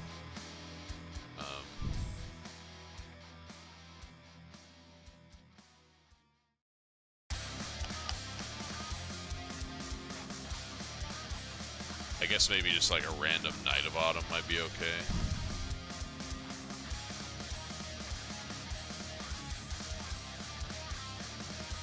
Maybe...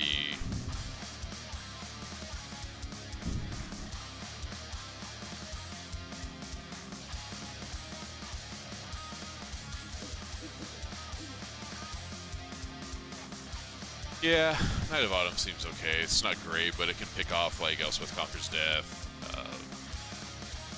Omens, things of that nature. I think it's better than anything else that's in our board. Stupid card.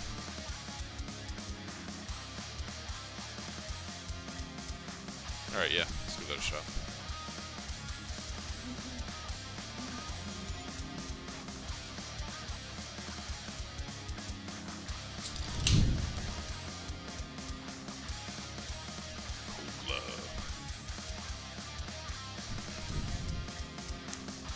We have Dispute, Teferi. On the draw.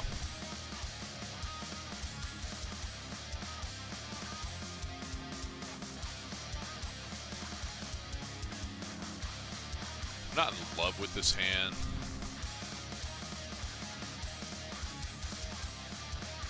But this Mystical Dispute will protect us against like something really dumb. Like maybe he goes for turn 3 Teferi, we dispute it and can get our own Teferi down or something.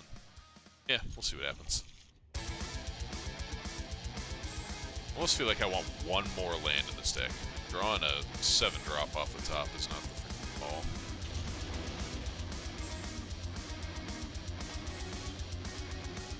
Alright. So now we can maybe make the play we talked about. Definitely not another Agent of Treachery, thank you.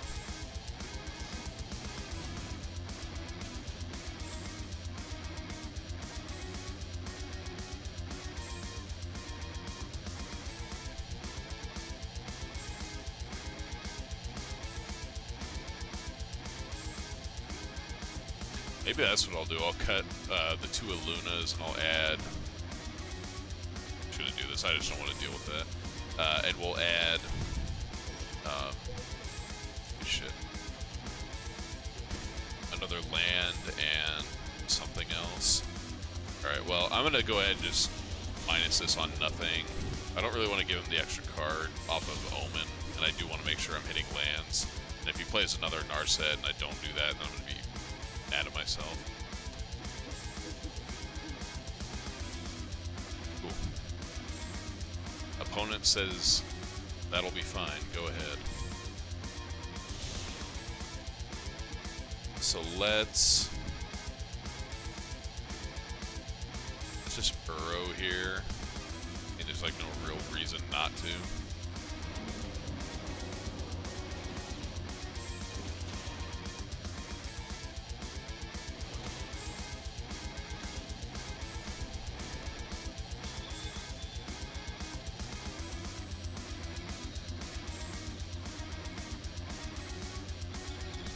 I don't think there's a reason to crack Fabled Passage right now. Sure.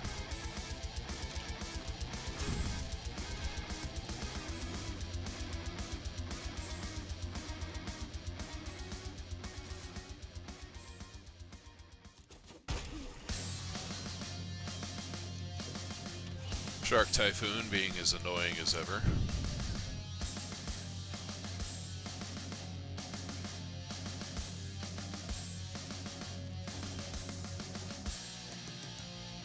Alright, so I think we're just going to go for Kogla here. There's really no reason not to.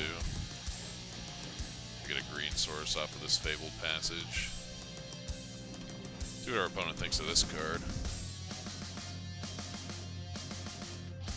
I haven't seen a single counterspell out of this guy, but if it's the blue-white deck, he's got to have at least 8 of them. Yeah.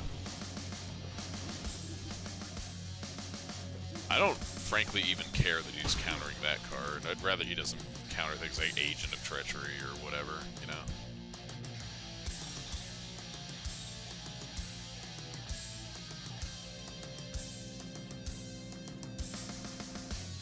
So here...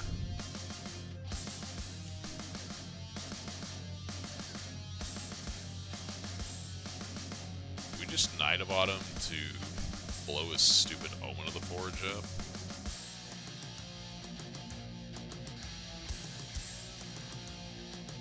And like force him to tap some mana. That seems like not a great use of our turn.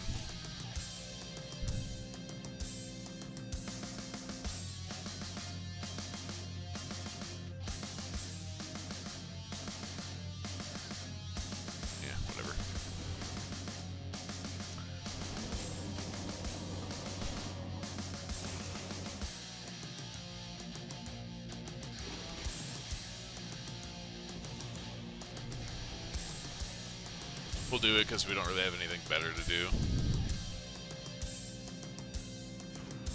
And this way it'll like make his Yorions worse. Okay, yeah, Omen of the Suns, whatever.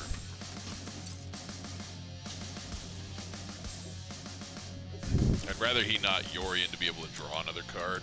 Because we can, without access to Luca in his deck, I mean, presumably, I'm not even sure why Omen of the Sun is in the deck. I guess just to like act as like part of the flash aspect of it. I'm not gonna block here.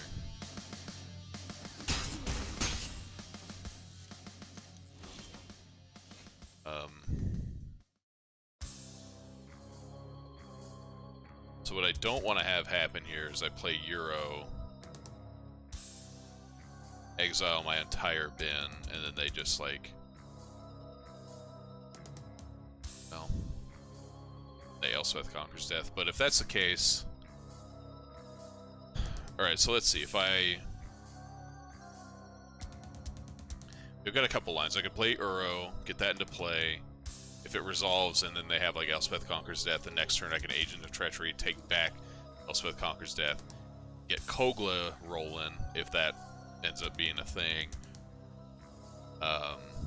If they don't have Elspeth Conquers Death, then Uro lives, and I'll try to Agent of Treachery a land. So let's do that. Well, crap, if I do that, then I can't actually get Kogla back. You know what? Let's just throw the Hail Mary. Force them to have another counterspell. Okay, they have another Mystical Dispute. That's alright. X. This time I am actually going to block a 1-1, because I want this card in the bin. It's got another Shark Typhoon token. Alright, we're going to have to get this Yorion into play pretty quick.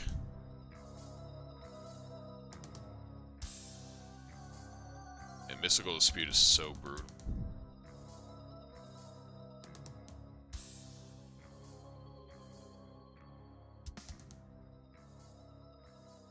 I mean, there's a reason I'm playing 4. It's like the best card. Okay.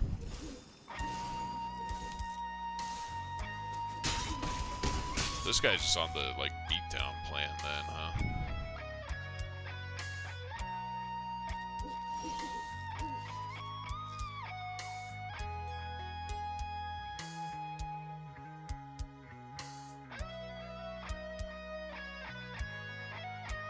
So what do I want to do here?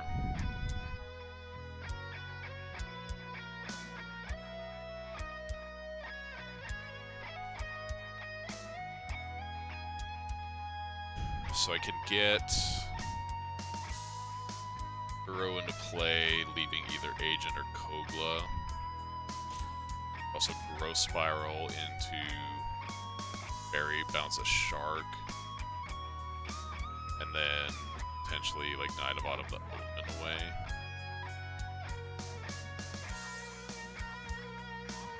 I wonder if he actually wants to like kill this or keep this Knight of Autumn off the table.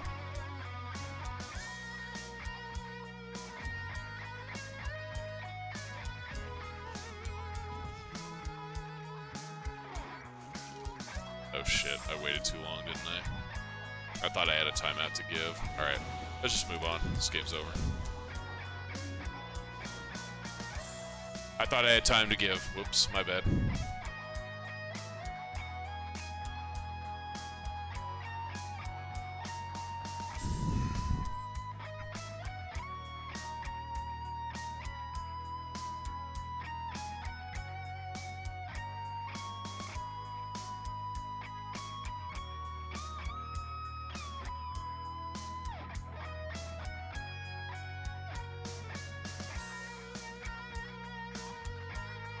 Alright, let's see if we can line up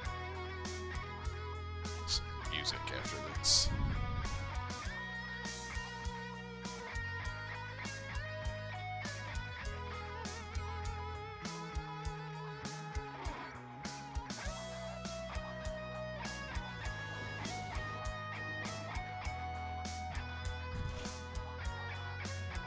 Why are these always in my opening hand? Or, alright, whatever.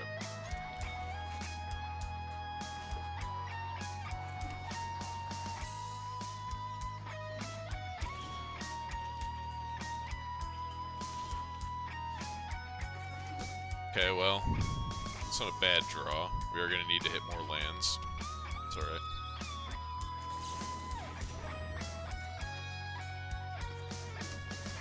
Okay.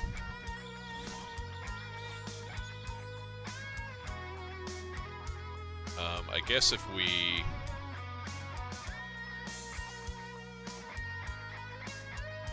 use Charming Prince here, then we can Mystical Dispute whatever it is that he wants to play next turn that we actually care about.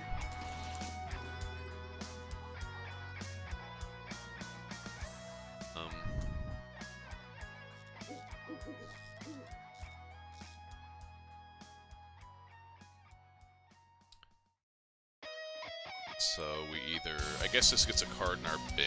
That's the difference. Like, do we want a card in our bin or not?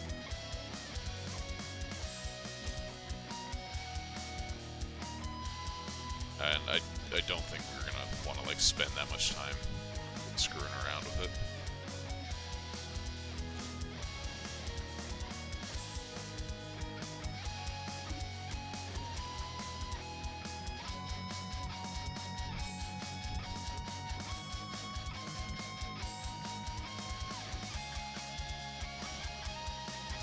Oh, he bricked?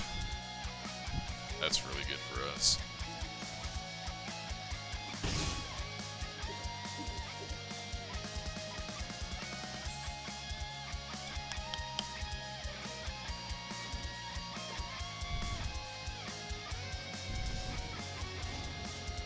Brought an Ether Gust against us, huh? I guess it's...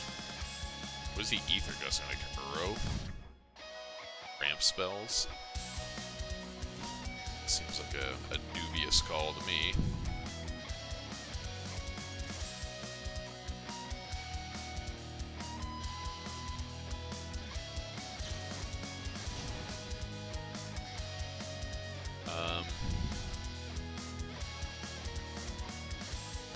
I think I'm going to actually counter this.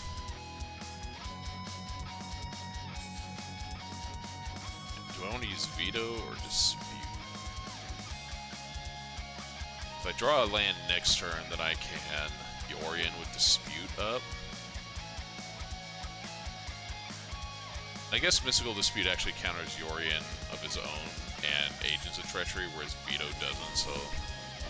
Yeah, this is like a little bit unorthodox, but... Opponent is trying to be like mana efficient at every turn.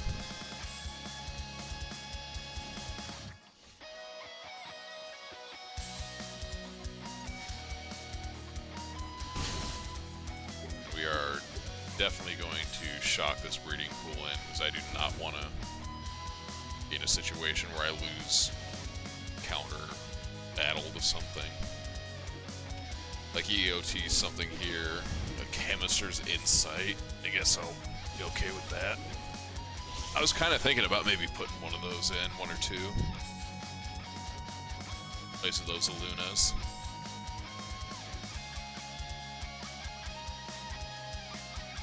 gives us something to do on like turns like this.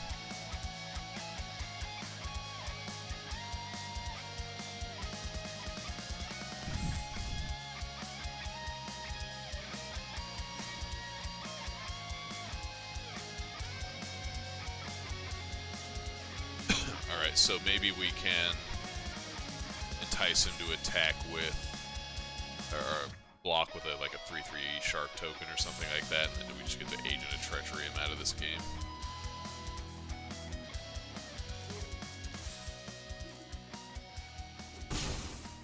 Okay, he didn't. Not surprising.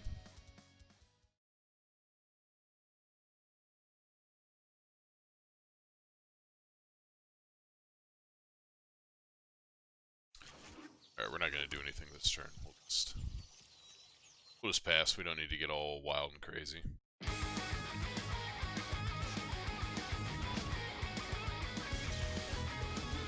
Discarding a Brazen Borrower, huh? That's interesting.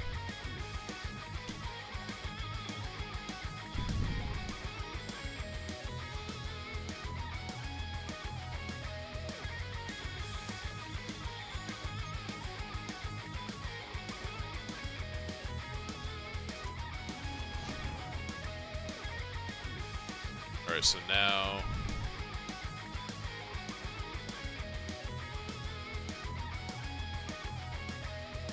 he's got 3 up, so I guess I have to veto. I don't want to blow both of my counter spells right now.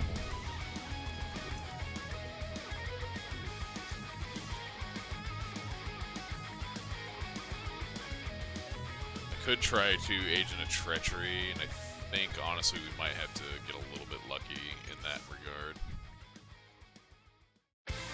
Their hand is not developed particularly well.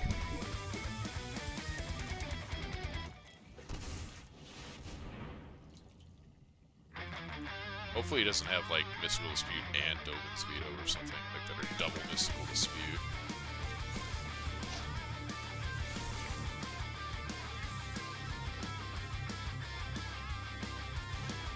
Yeah, he's got one or the other.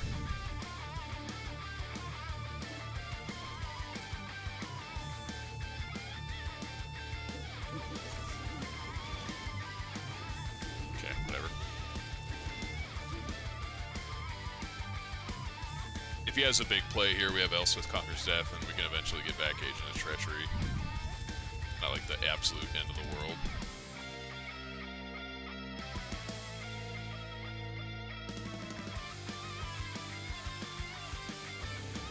It's fine.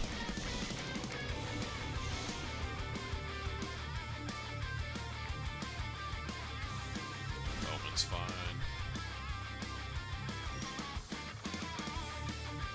Let's try Elspeth first and see what happens there. I really don't want to waste the 2 damage if I can help it. Okay.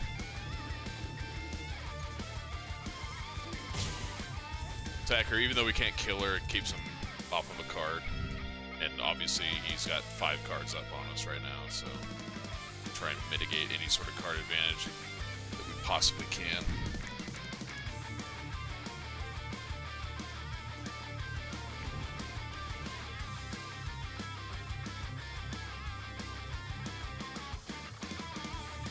He hasn't hit a land drop for a while until this turn. That. Alright, so how many disputes are down? 3, 2? It's 2. Hero and Insight. Whatever.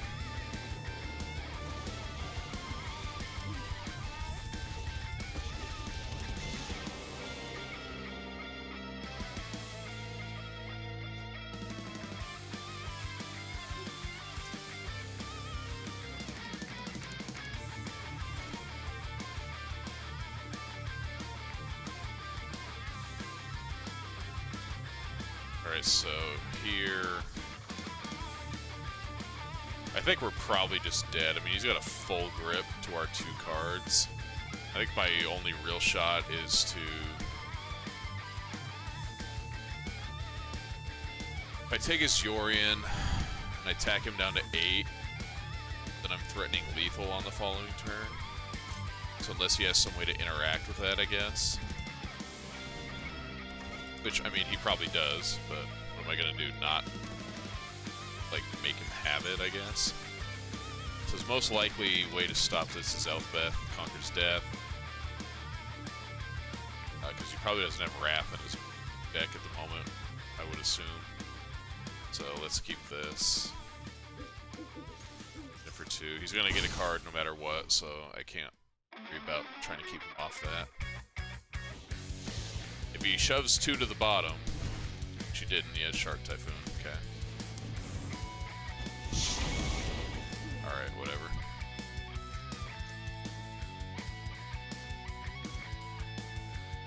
I guess maybe he pegged me as more of a mid-range deck than anything.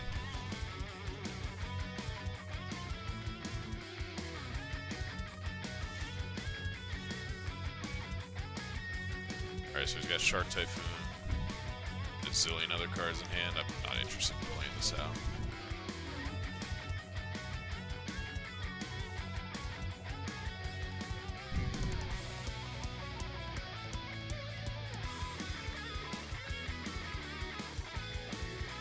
Alright, let's I guess open this pack first. I'm gonna switch it back to the PV list. I guess after I make the adjustment here, so these have got to go. What are we doing? We want to add another, like, Ketria Trio? Probably want another land.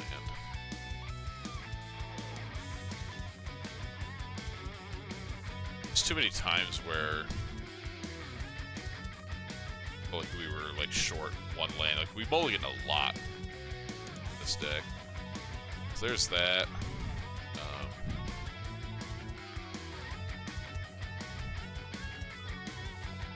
We didn't even draw a Spark Double the entire time we played this deck.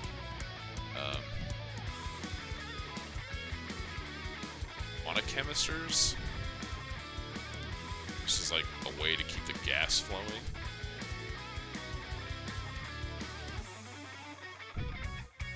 Sure, why not? Put down on 1 Spark Double too. I think this card is just like... This card is way win more. And it precludes us having, like, something going on that we actually want to copy, which is often not Charming Prince, and really is only Agent or Kogla. Maybe we just don't want this card at all.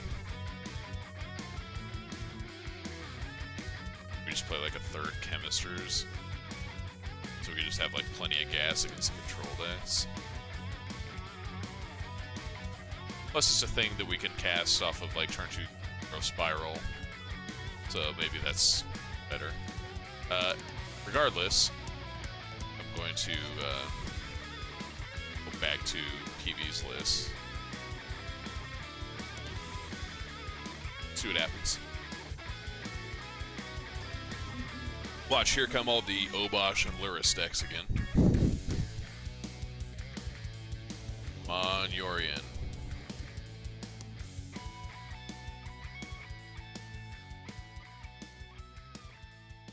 Love to see a Yorion across the table.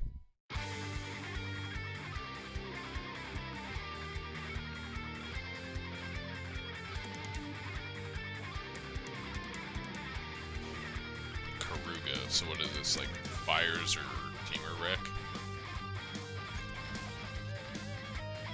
One or the other.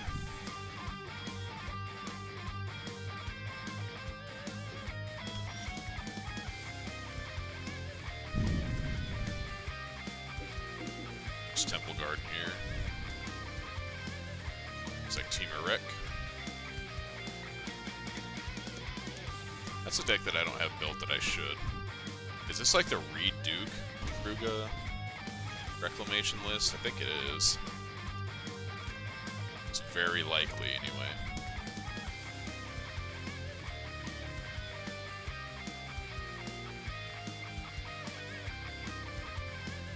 If that's the case.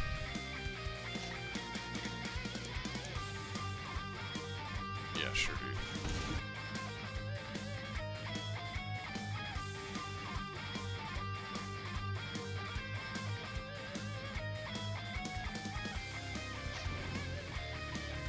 wants to put a Bone Crusher into play, huh?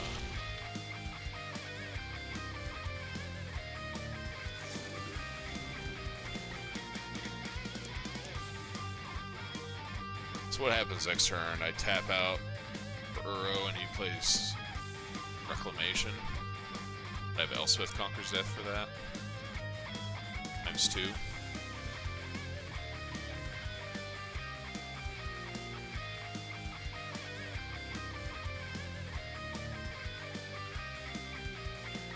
What's that deck playing in the way of counter spells these days? Like, just Mystical Dispute?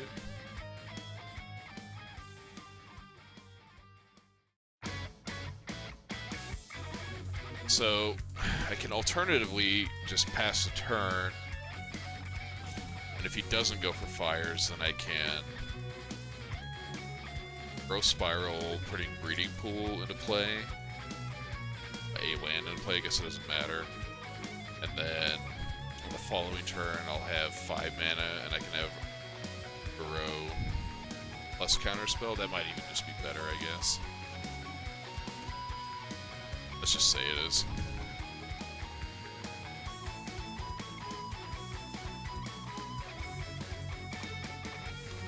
I'm gonna take our licks here, just whatever.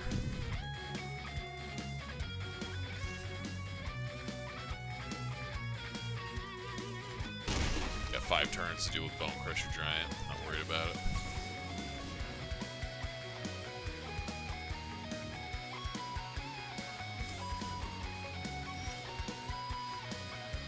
Especially when we have all these Shark Typhoons.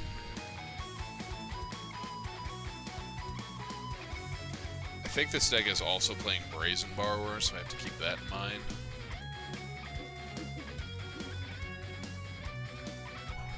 A second here.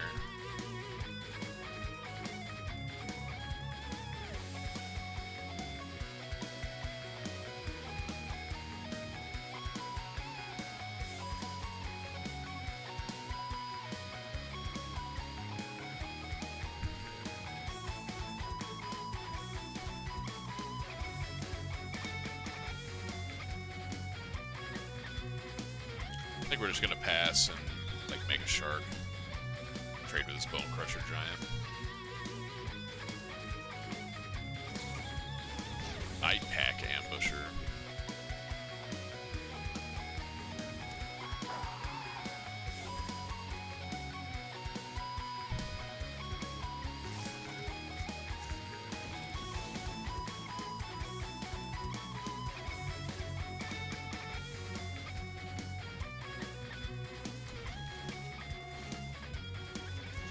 At this point, I don't care if he has Wilderness Reclamation. Watch, he's probably gonna have Brazen Borrower here too. Bounce my 3/3. Make me look real stupid.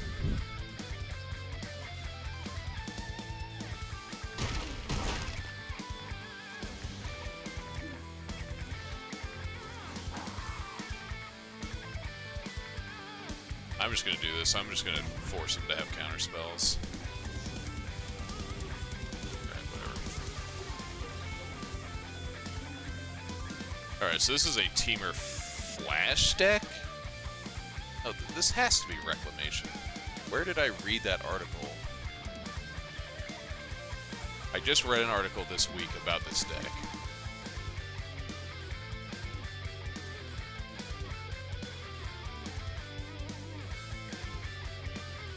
Where is it?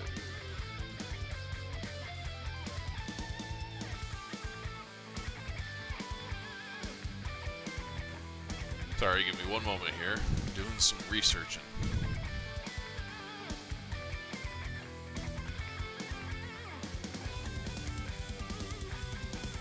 Okay, this is the Michael Majors list, not the Reed Duke list. Okay. 4X Frilled Mystic, 3 Night Pack Ambusher, 8 Adventure Creatures. It has 3 expansion. Doesn't have any counter spells except for Mystical Dispute, and it has Shark Typhoon. So this is like way more of a Flash deck than it is a Reclamation deck. He doesn't have any counter spells that he can cast on 1 or 2 mana outside of Mystical Dispute. Right.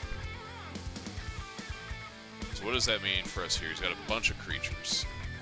Like, just a shitload of creatures. 17 of them.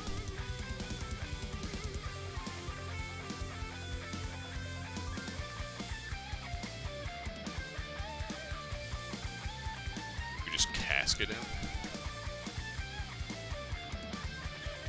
That kills everything but Rolled Mystics and the Night Pack Ambusher. This is a really awkward deck to have to sideboard against. What the hell?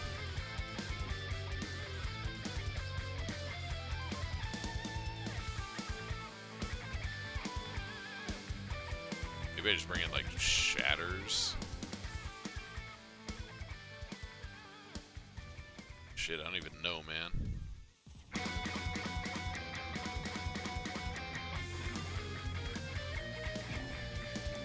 Alright, whatever. Let's just do that. I have no idea how I want to sideboard against this deck. Like, Dovin's Veto's okay because it tags the adventure creatures, which I honestly probably should have just done. But my knowledge of what the hell was going on was obviously not very good. Mulligan that hand because it's nothing until turn 3. We want to get on the board before that. We'll keep this. And going to shove this. No, I guess I could shove Hallowed Fountain. No, that's not right. I have to shove Plains. Okay. Figured it out. Really want her though.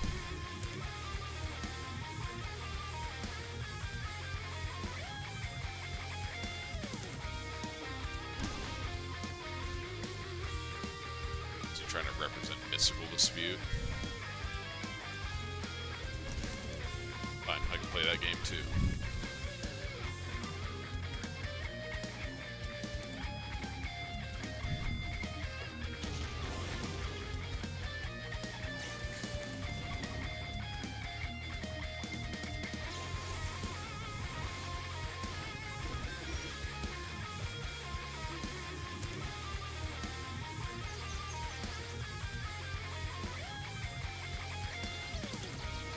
Probably should have played Omen first, to be honest, but whatever.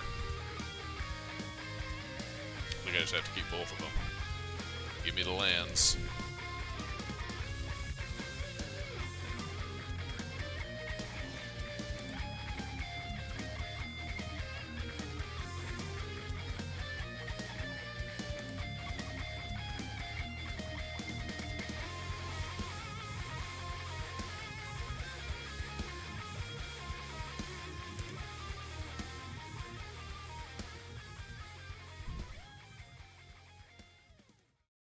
I don't think this card's ever resolving.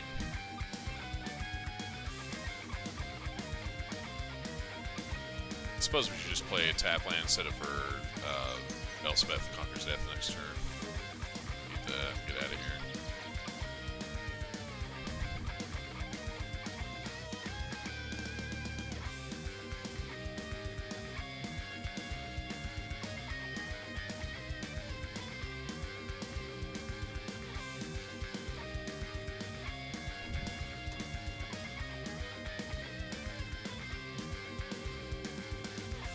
Probably got a stupid Night Pack Ambusher, doesn't he?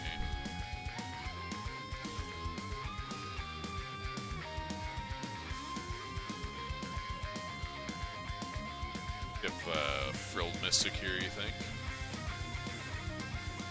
I think it's either that or Night Pack Ambusher.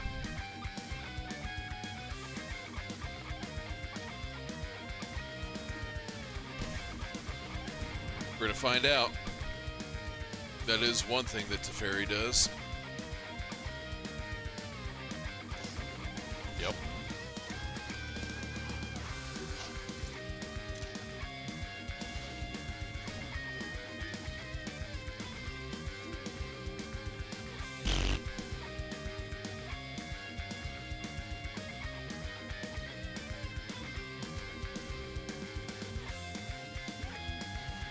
Out of here.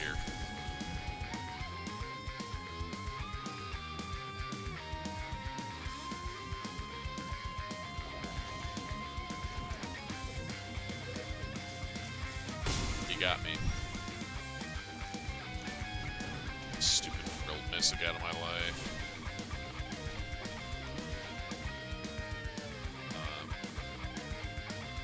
Sure. Oops.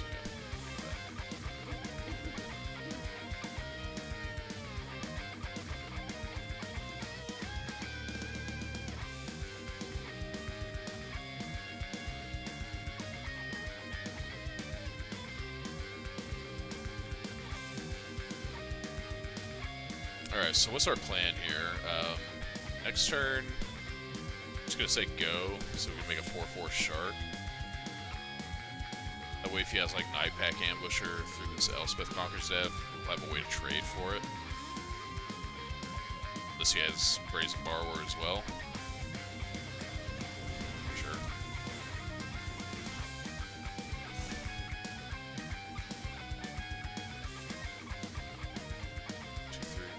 So he could Frilled Mystic me here if he has another one. We've got 3 cards in hand. I think what I'd rather do still is just get the Shark token rolling and start putting him under pressure.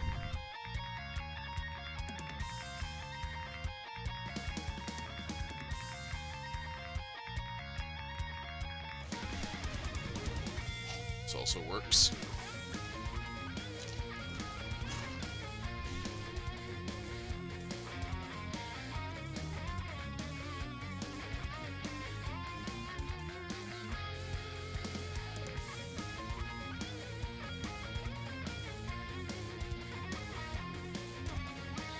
What you got, opponent? Let's go.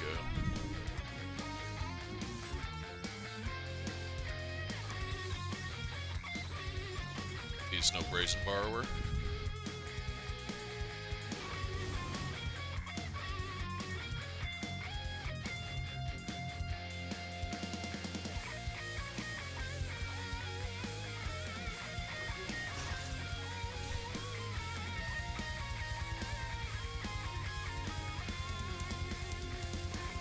If he wants a Brazen Borrower, it takes like 4 of his mana though, so that's pretty good.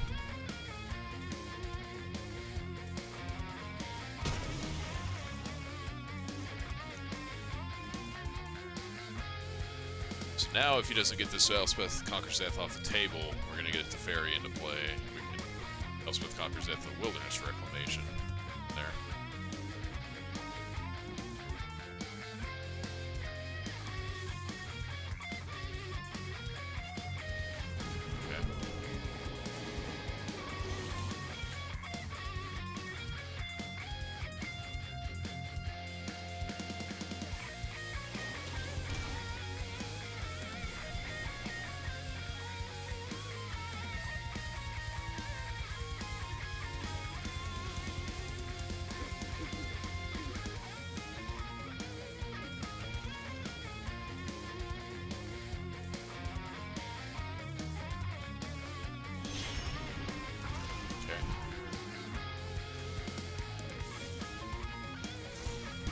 Cameo's pretty good.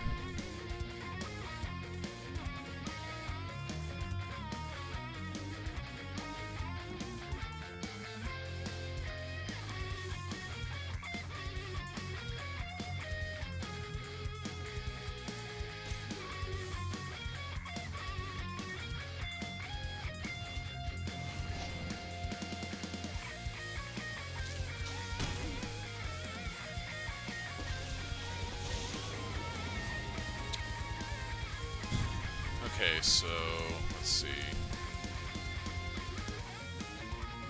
I guess I can bounce Karuga, or no, I can bounce Reclamation, ECD Karuga, and then next turn Tamiyo back for another Elspeth Conquer's Death or something like that. I guess that's alright. It's not like fantastic, but it's alright.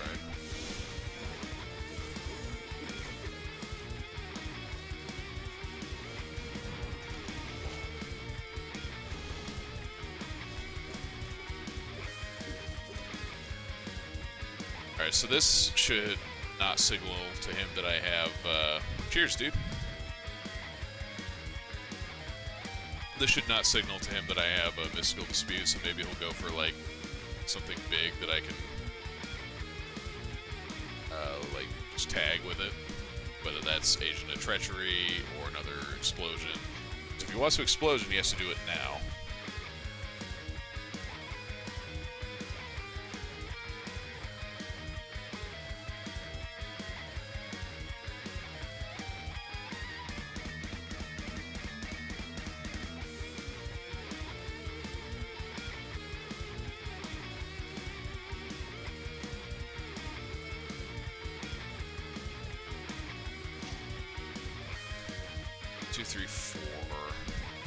If I dispute this, he doesn't get to play Reclamation this turn and like make a giant ass what's it called, Shark Token or something like that. He has one of those gone. Or he doesn't also get to like cast Reclamation at all. I'm just gonna dispute this.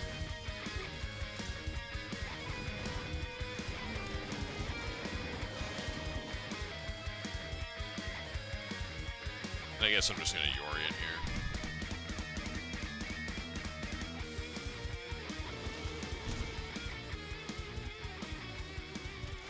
Why'd he shock?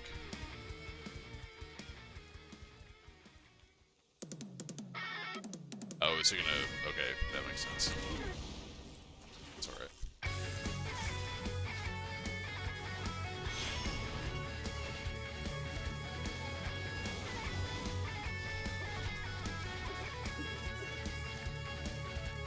Still have the Brazen Bar bounce up as well. Just in case. Never know. Either of those cards. That's alright. That's an okay draw. Although now we just die to Explosion, if he has it.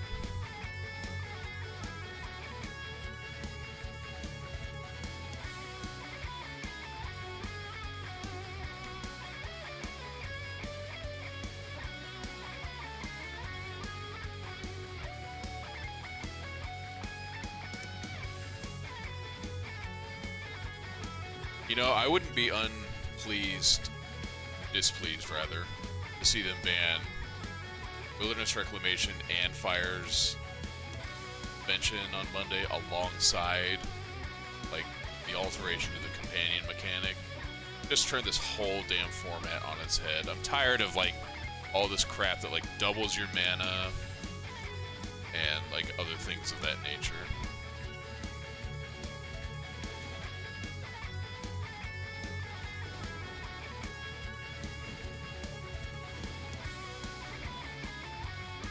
I should have stopped him in his main phase. He's too busy griping about whatever was going on. Yeah, I'd probably get an explosion.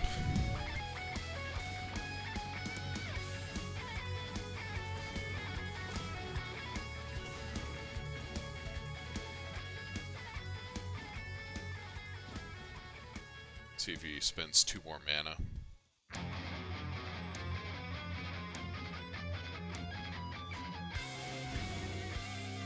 Oh, he already had enough. Alright, whatever.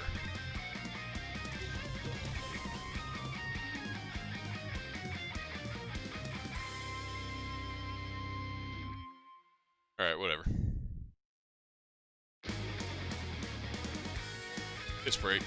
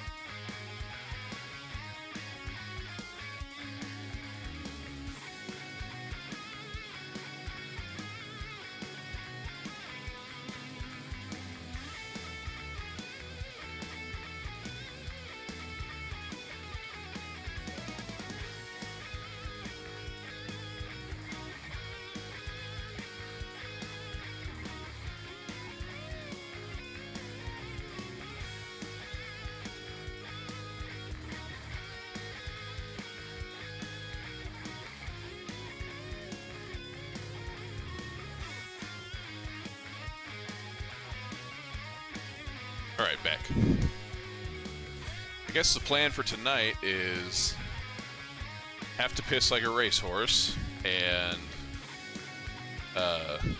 just get wrecked by both Shark Typhoon and other flash threats all night. So I'm only going to be on here for probably another half hour or so.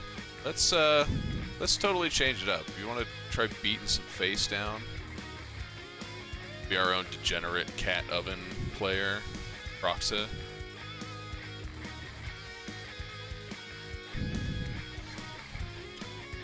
Kind of getting a little tired of this grinding out with Yorion. Let's see what we can do here.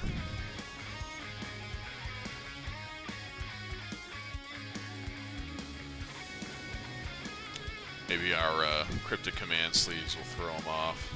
Toss that back. The triple Priest of Forgotten God's hand, huh? I guess we probably have to keep this. Toss back. Mountain.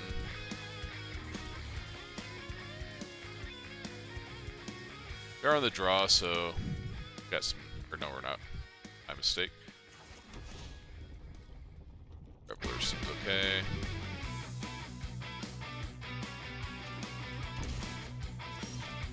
Looked like somehow we picked up a few additional followers. Or not followers, but viewers. How's everyone doing tonight?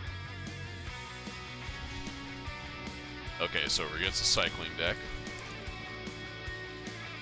So that means this Priest of the Forgotten God is either going to be really good or horrendously awful.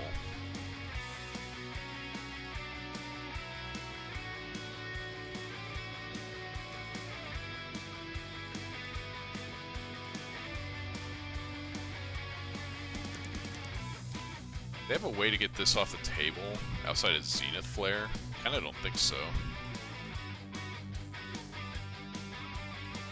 I wonder if I should just do that now and then next turn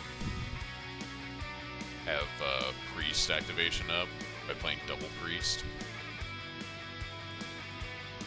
Yeah, you know what? Whatever, let's just do it.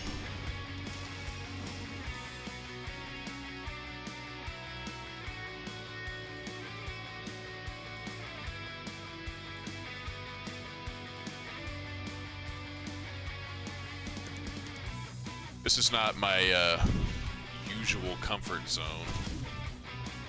We'll see what happens.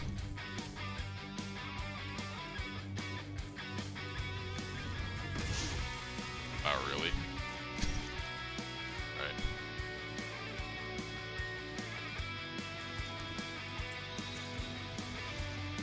Sure.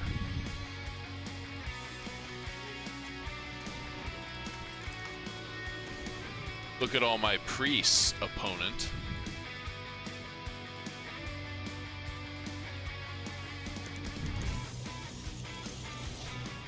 Okay.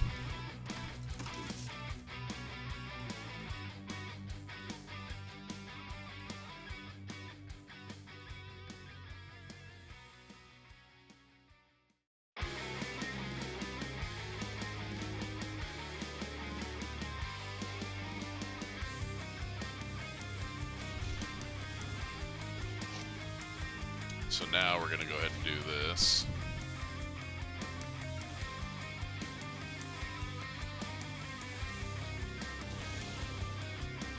Get this token maker off the table.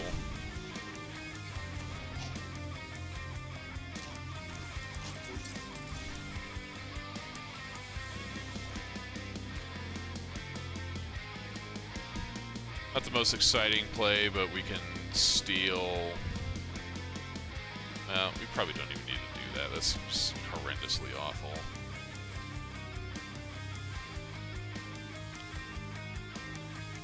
Just attack.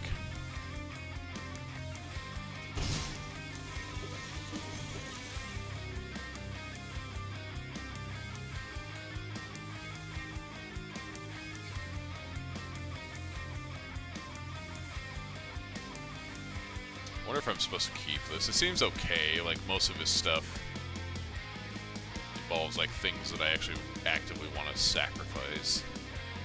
But like Reveler to pitch from Reveler, that doesn't seem very good either.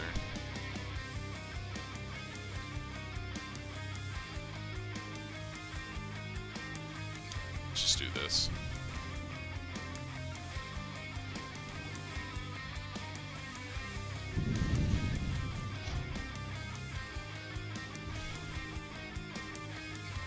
Using this on a token is like the absolute worst.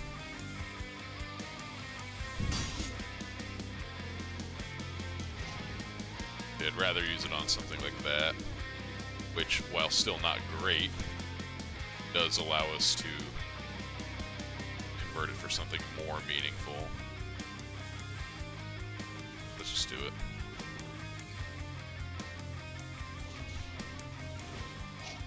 Got it, dude.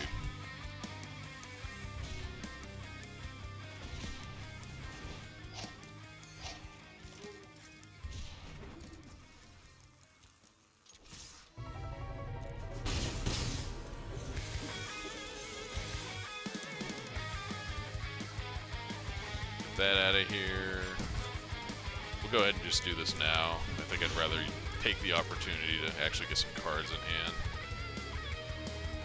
Castle, that's not bad. Mountain's a blank, but being able to castle and have a claim up is pretty good. Okay.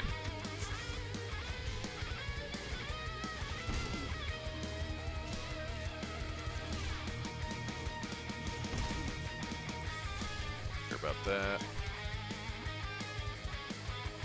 I think I probably need to save this Claim the Firstborn for Granite Stinger, though. I don't think this deck has too much removal, and if he ever gets Lurrus, or I need to save this for Lurrus. If he ever gets Lurrus in play, and I don't have an answer for it, I think I probably just lose that game.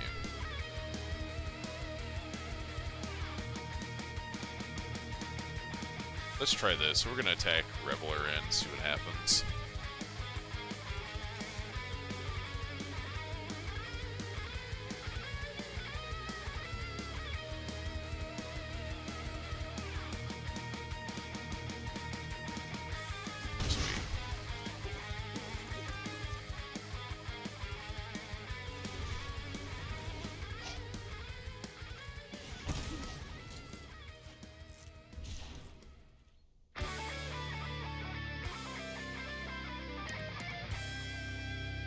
Okay, so now what do we do here?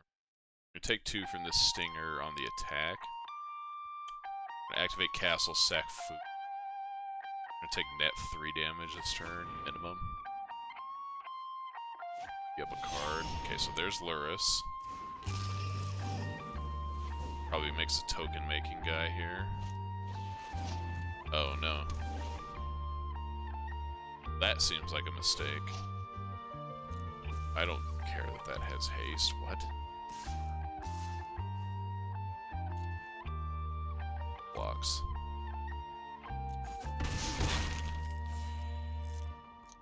I'm still activating this. Rocks it. Okay.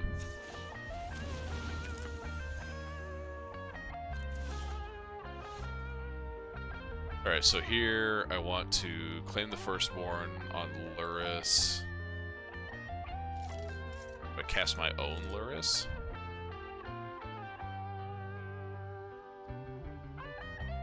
Okay, so here's what I'm going to do. We're going to pull some pro-gamer moves. Go into full control.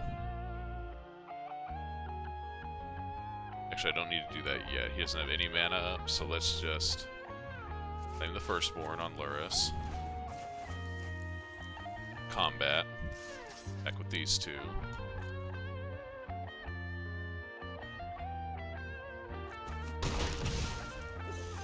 So now I'm going to go into full control, so let's... Oh, I can't cast my own Lurrus, that's right. Derp, it has to be 2 or less. So what do I want to do? I want to cast Kroxa, Priest, and then throw think what I do is play Priest. I should have played a Mountain this turn. It's my mistake. And then I play Kroxa, and then throw Kroxa and Lurrus at the face.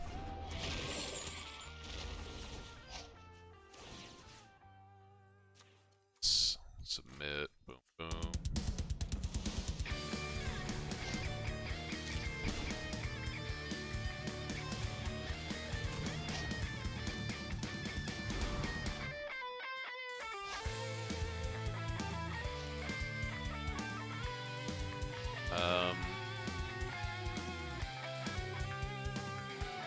Let's see.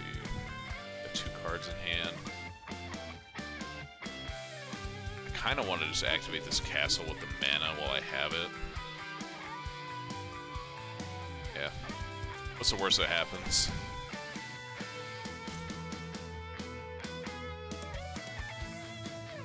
Wait, don't I have... Oh yeah, okay. Auto-pay. Okay, there we go. Come on, Arena. I don't have anything else I'm going to be spending that mana on.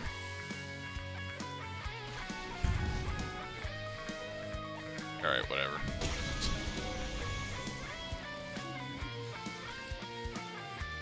Story, bro.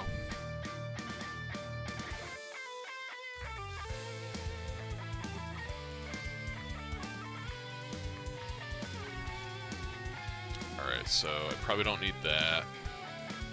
There's a couple removal spells. I guess Deadweight kills everything in his deck anyway. It's 1 mana less.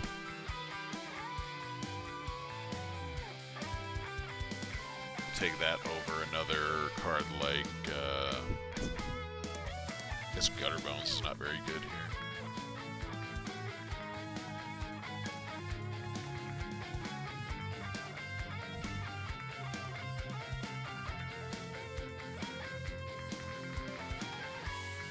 I guess I could give up on Gutterbones, bring in 2 Axe, and... No, but Gutterbones is good with Priest.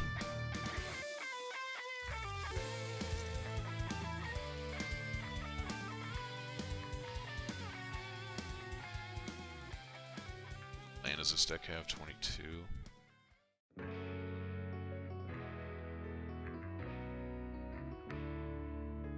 Try that. It would give us a couple more removal spells in place of cards like all the Death Dealer, the Death Dweller. That's not that great. Gutterbones is like mediocre at best.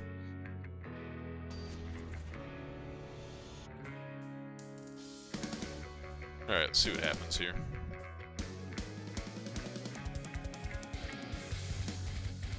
We are going to play first, obviously. And not with this hand. This is absolutely horrendous. This is not great either.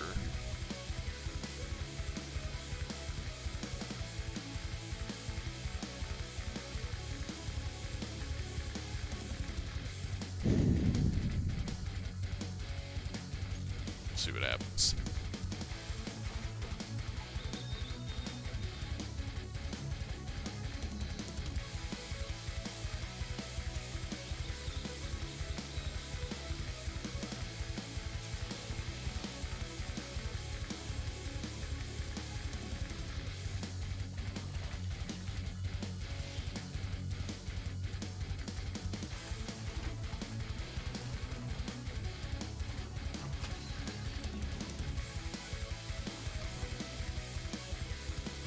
The stupidest thing about Witch's Oven is, like, every time you have priority, you're gonna have to pass priority to your opponent.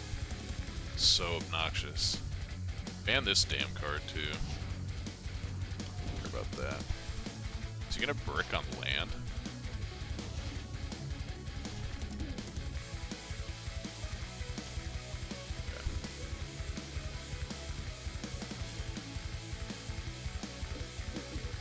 Even want to play this Kroxa, honestly. Not with this thing. he's still in here.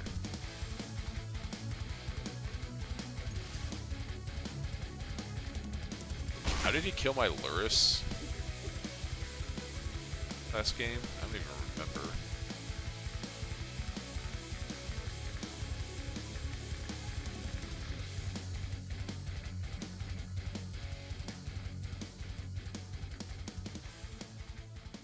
Let's just do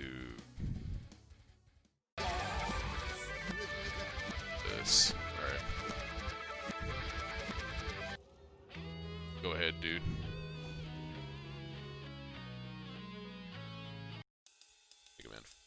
Mega Man 6.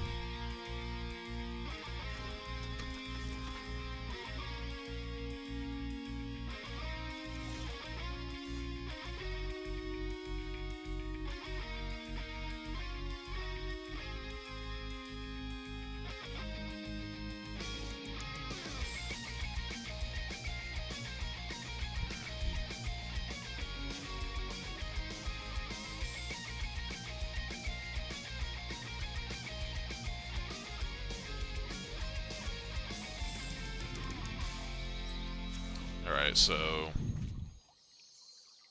I really don't think this is going to get him to do what I want him to do, but I'm going to get this Lurrus into play, sacrifice the Serrated Scorpion to Witch's Oven, and see if I can't entice him to get this stupid Soul Guide Lantern off the board.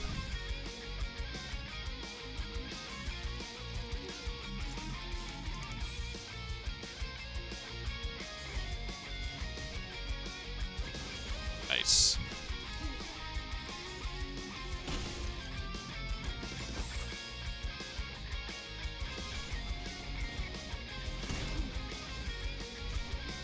Cool, so now we can just Croxa over and over and over again and grind his hand down. Unless this Lurrus dies, which obviously he has Devout Decree. What the hell's Devout Decree? Right now. Alright, fair enough.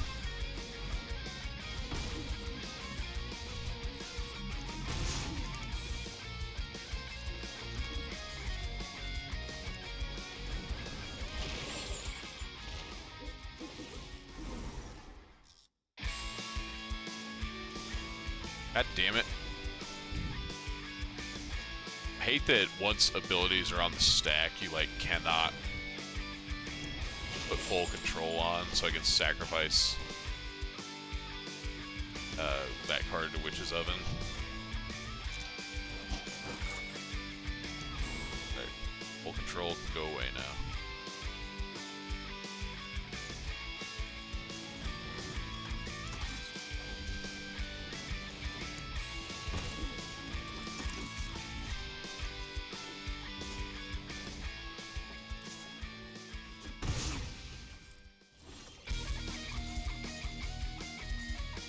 Sick. We're just stealing this stupid thing.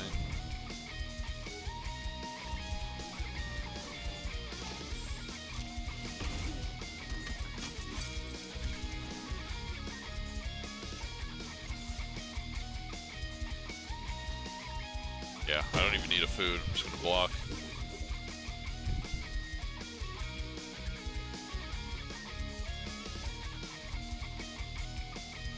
Get two of his creatures.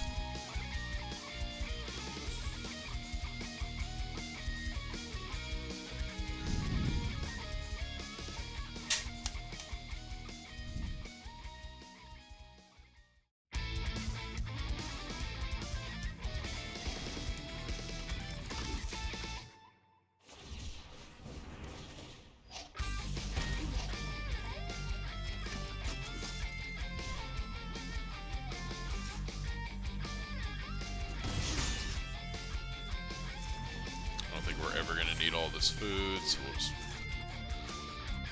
Jesus Christ, just bin them now.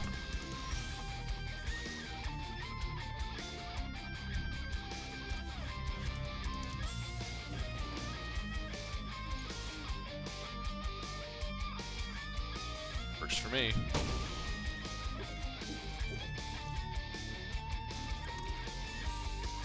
Alright man, do your worst.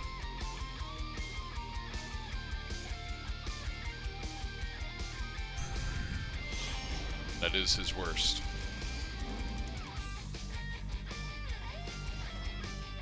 Alright, I've seen enough. This is why I don't like playing decks like this, for the record, is you have no agency over the game, because you are just dependent on the top of your library to feed you things. You have no way to draw additional cards outside of, I guess this deck has Castle and Priest, but like, that relies on you actually being in a position to be able to do that kind of crap, and none of these cards, like, none of these cards are like good cards to pull you back from a losing position. Like, all of these require you to be ahead. But we'll give it some more tries here. I want to totally write it off on one, result. Where are the Yorion decks? Give me the Yorion decks now.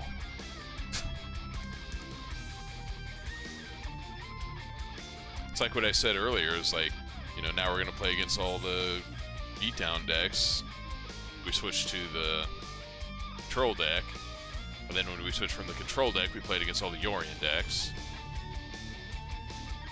Things are not lining up. Give me a Yorion, come on. Alright, no companion. Alright, but this hand is alright. I'm gonna get this Bones into play. Whenever my opponent is ready. So we can get our owl friend here ready to go.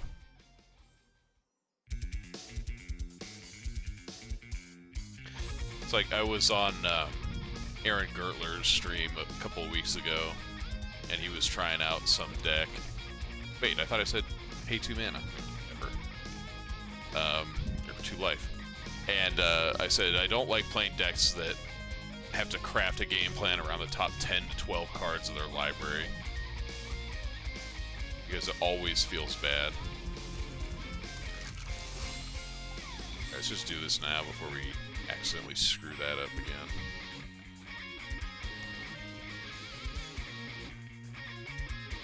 And he was like, yep, pretty much agree with that. So he was playing, he was playing Winota. That's what he was playing that particular day.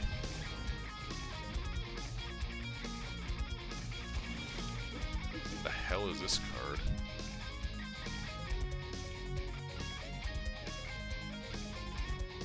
I do not remember that at all.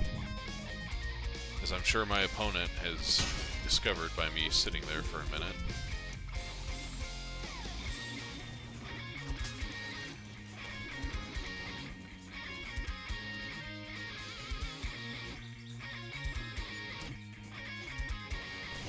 Sure.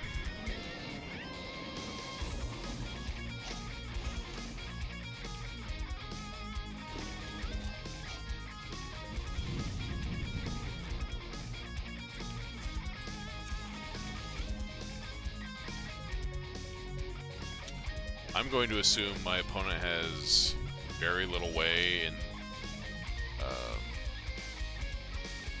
like, creature interaction. This kind of changes things. I guess I could wait and see what happens, and then, like, Lurrus, when I have 4 mana to buy a thing back. Let's just, like, try to beat down for as much damage as possible. I want to get this Dreadhorde Butcher big while the getting's good. Oh, God.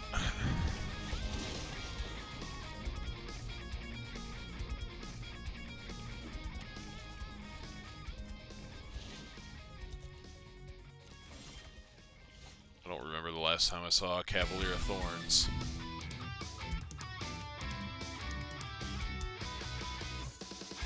Alright, so here's what we're gonna have to do. Full control. Now we cast Kroxa. Auto pay. Resolve. Abilities on the stack, which is Oven. Sacrifice Kroxa. Okay, full control can go away. This is why digital Magic will never be as good as paper Magic. Because you have to tell the computer how to do the things you want it to do. no attacks.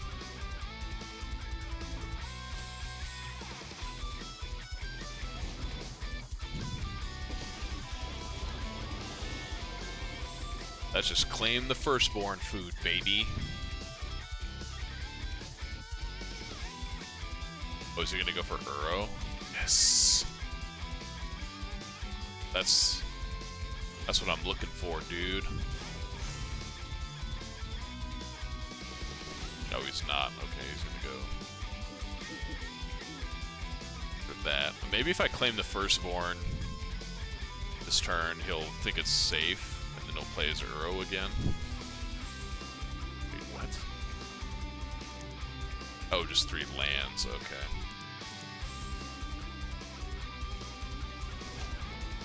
I mean, he's got a lot of land. I'll give him that. This is going to be a great matchup for active treason. Holy shit.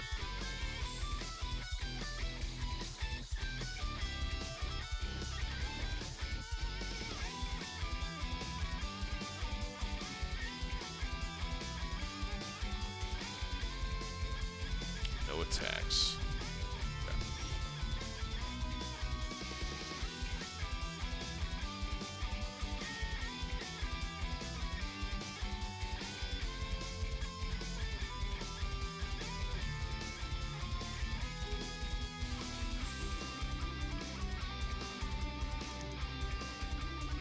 Alright, what do I do this turn? This Cavalier is kind of crimping my style.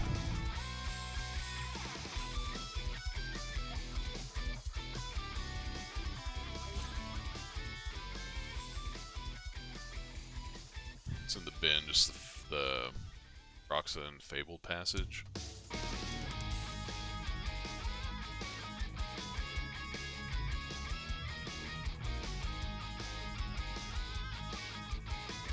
Alright, so maybe the play here is just claim the land, because we're going to sacrifice it anyway. We get in with Scorpion and Nissa, or Scorpion and Forest.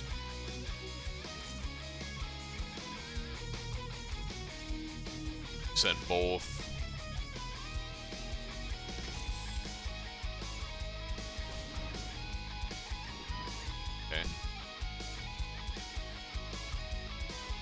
We send everything at Nissa.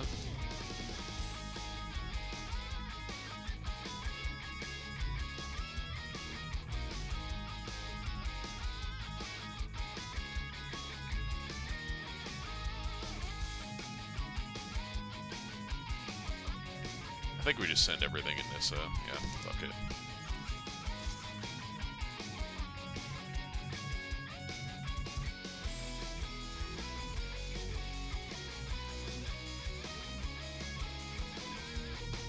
Alright, so now I'm going to sacrifice this for, or use the mana to get a food. Then we'll sacrifice this for, I think. I might just sacrifice Dreadhorde Butcher, to be honest, so let's finish this Nissa off. He's got Uro and 3 lands and an Unknown in his hand. You can always get Dreadhorde Butcher back with Lurrus.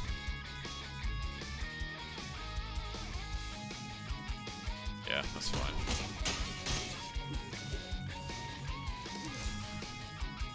Kinda sucks, but whatever.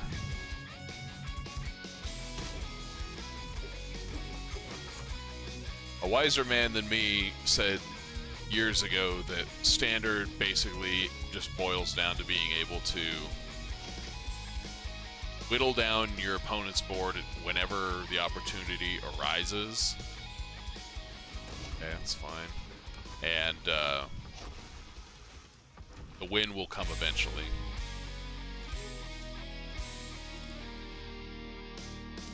So we're going to take that to heart.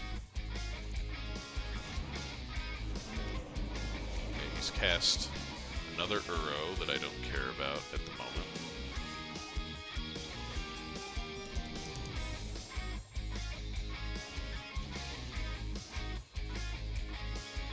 But I mean, I'm usually on this side of things. Like, look at these stupid cards. Like, are you kidding me? Okay.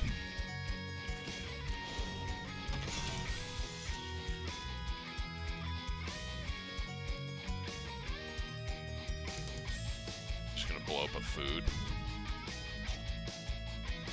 Sure.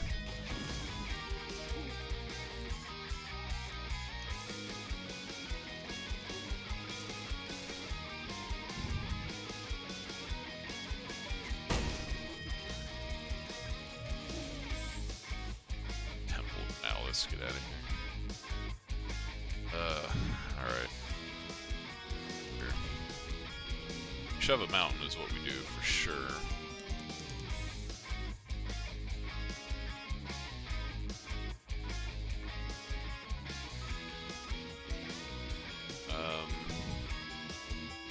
I guess we're not going to get to cast anything off of Lurrus this turn.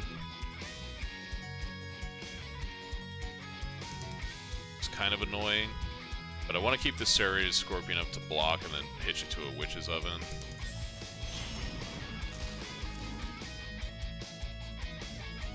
So, we'll just be patient here, but I can't pass the turn without using some of my mana.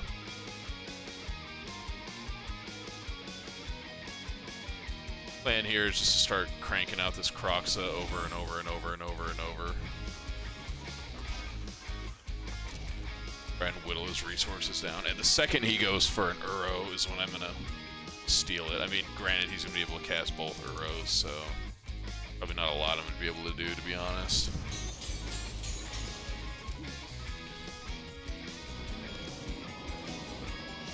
Like, we're just so outclassed at this point.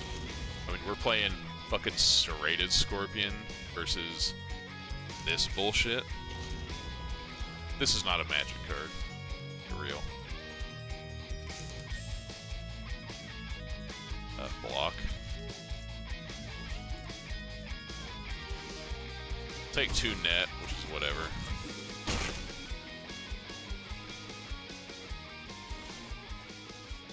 Do another first, claim the first one. That's actually not the worst, because he's gonna have to get back Uro again.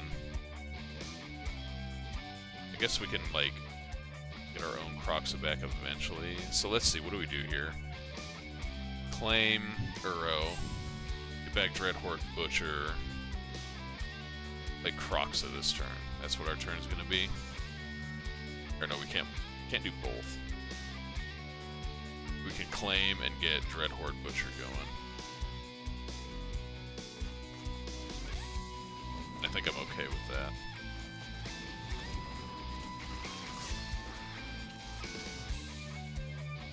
This actually can block? Holy shit. What is that? I've obviously played with Gutter Bones a lot. I don't know if you do this. Sure.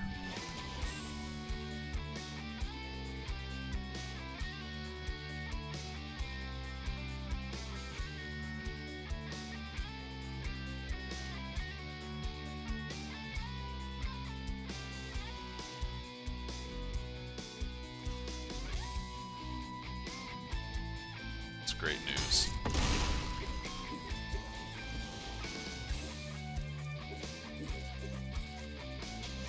Sting the face. Get that out of here. Alright, we can sacrifice food here and gain some life, so we're doing okay. God. Power 10 or less. He gets Uro, Risen Reef times 2, and Dryad, then has to sacrifice Uro. We'll let our opponent have some fun here.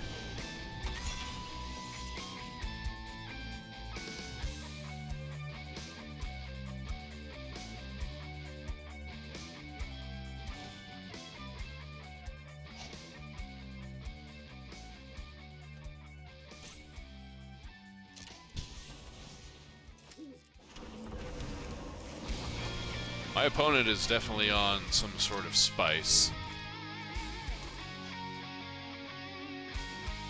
Maybe they'll mill out.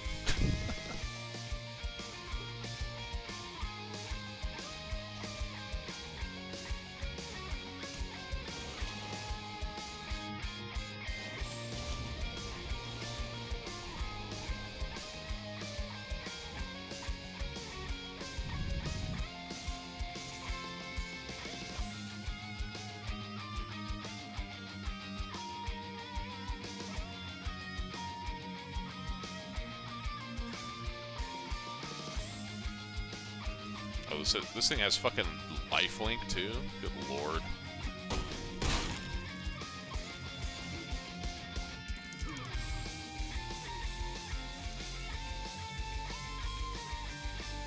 Cast an Uro here. Yep.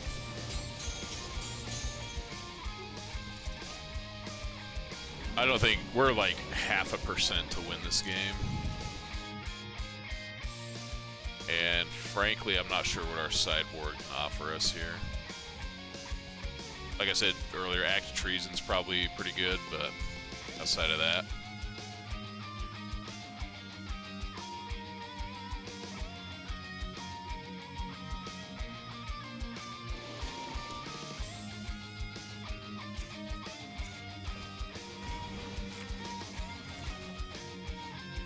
Sweet, what a rip.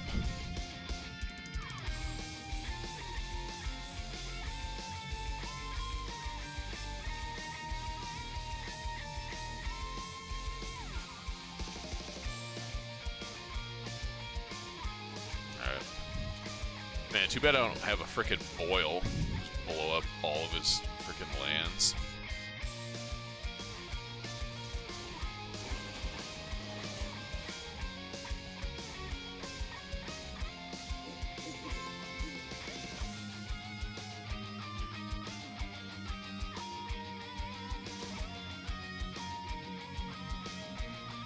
Okay. Frankly, I don't even know why he's blocking.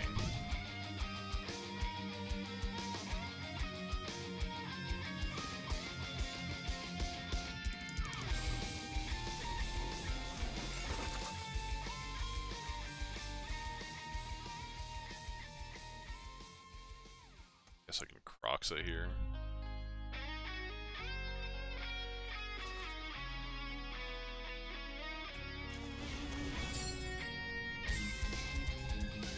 Gotta get these out of here because I can't cast them. With Lurrus. Alright.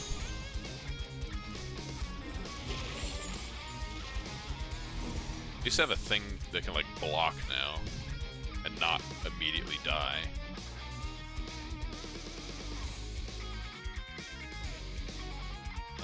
And we'll, I guess, cast a Scorpion with Lurrus. There, that gives us some blockers. We can lose one to gain some life. Man, if only this thing had Death Touch. Although, having been on the other side of the table from it a lot, I'm really glad it doesn't.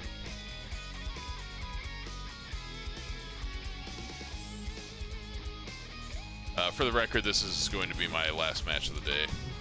Alright, that's... I have seen enough. This game is so far beyond our capacity to win. We're going to move on. Alright, so what do we not want here? Well, actually, let's see what we do want. Grass seems good. Act and Bedevil all seem great.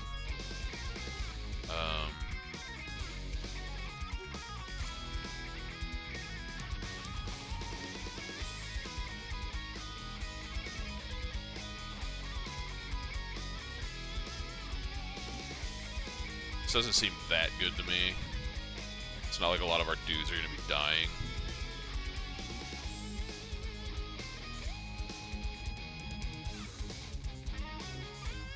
Better Bones seems like pretty horrendous in this matchup. Maybe it's better than Serrated Scorpion.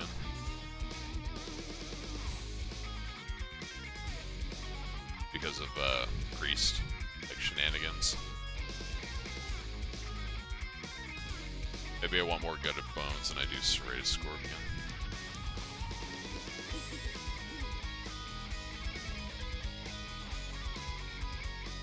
Player's not bad because it blocks a lot of that bullshit. Like the trampling lifelink guy is the one exception, but this can buy me a lot of time. Oven. Let's give it a shot. Had more or less 5 removal spells to the deck, so hopefully we can keep the board a little bit more clear.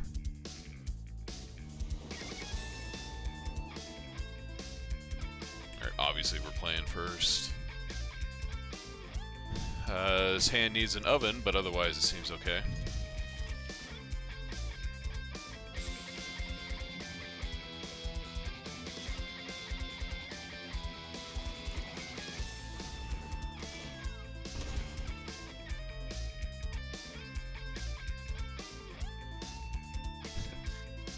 This is kind of funny. This is like my favorite Mega Man game and my least favorite style of Magic. So the dichotomy is amusing to me. Alright, maybe we could just run away with this Dreadhorde Butcher.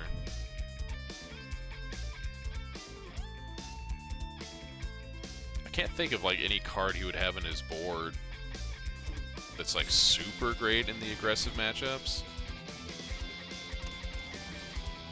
I would love to have drawn another Dreadhorde Butcher there, but... Is he like gonna wrath us or something? 'Cause that would be unfortunate. I think I have to just bank on him not being able to do that though. The cards in my hand and in my deck don't really afford me the ability to play around that at all. Yeah, Dryad is okay.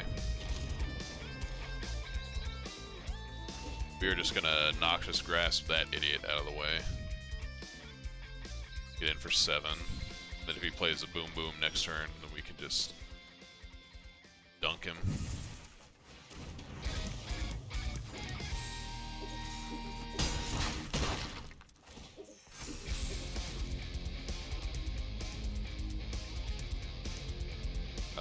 Do we play Cat here? As well, right? All in.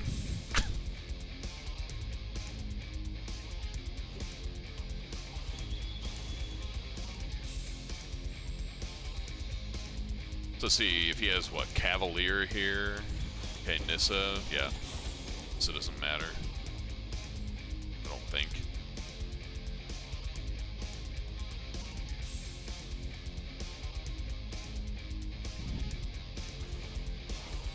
Got it, boss. Don't care.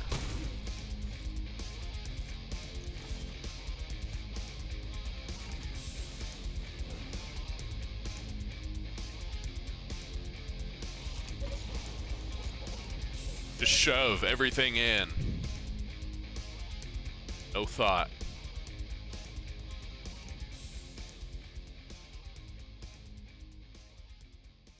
Alright, so Dryad of the Elysian Grove's a 2/4. This thing can't even kill it. It's kind of balls. Is the sideboard, like, previewer thing just, like, not like special versions of cards? Kinda seems to be the case. Alright, do we maybe want one Mire's Grasp?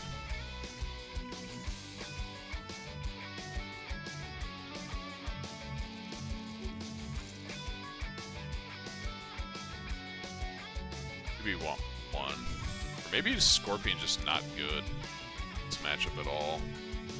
Doesn't, like, attack through anything.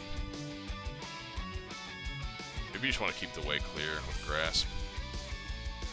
Put it like a shitload of removal. Let our little dorky creatures do the work.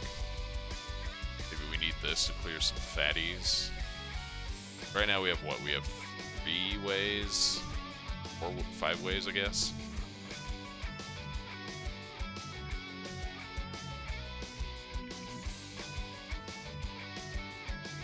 You're supposed to cut a land, maybe?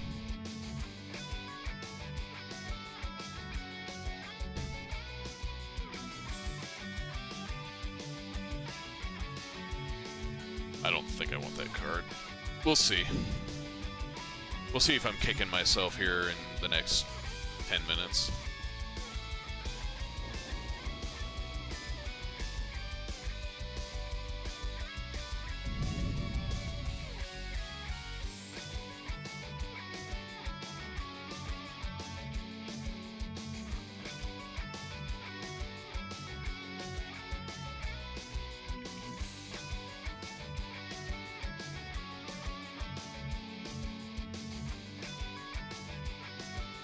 Hello, opponent.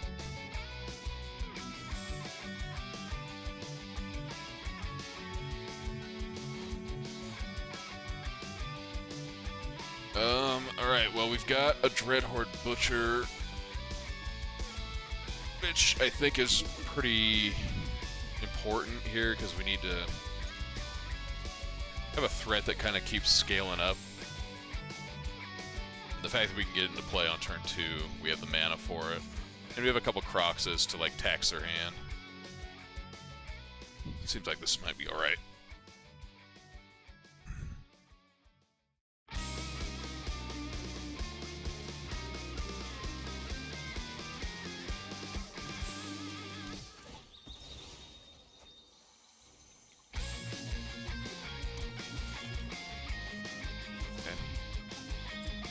Let's just do it now, I don't care.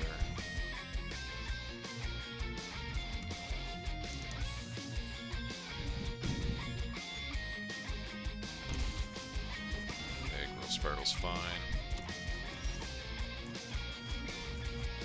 Put this dude into play and start rumbling. So now Risen Reef can't block.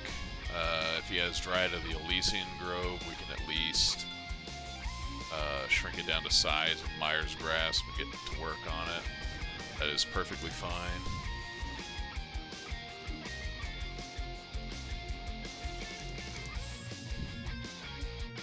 I like.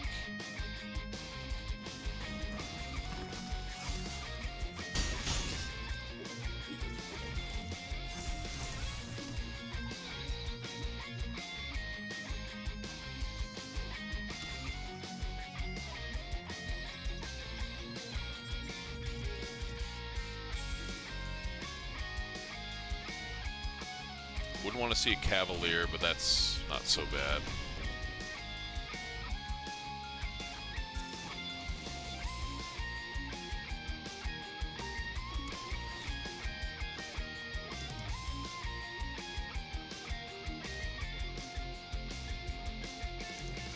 So what do I do here? I can just...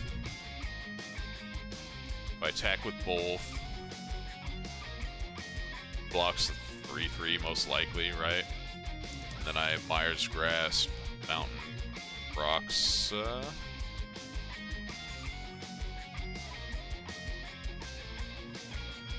then next turn I can set up for... or do I just shoot the damn thing? I guess maybe I just shoot the damn thing and I can Lurrus plus Witch's Oven.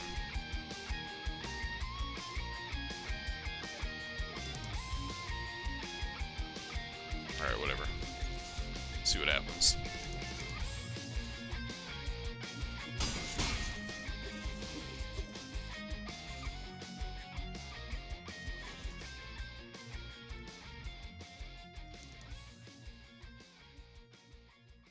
I think this is alright.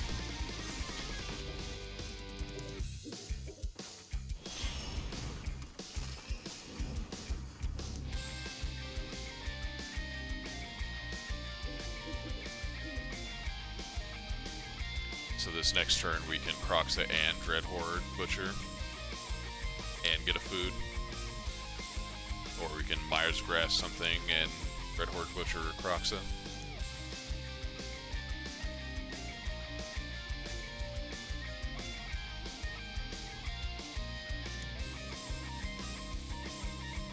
Man, if I had had an Act of Trees in there, this would have been a done data.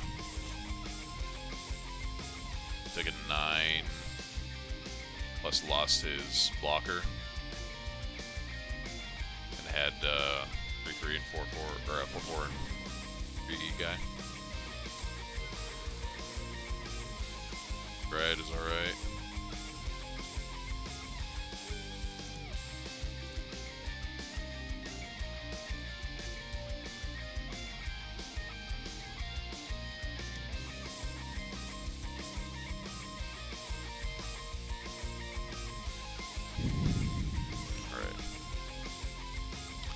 So I think what we're going to do is...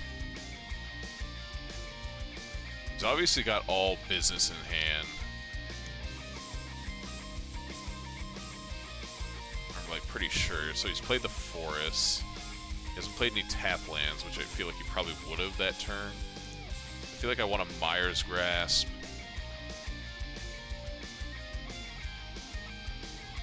I guess if I Myers Grass and play Butcher, that just keeps the beatdowns on long enough.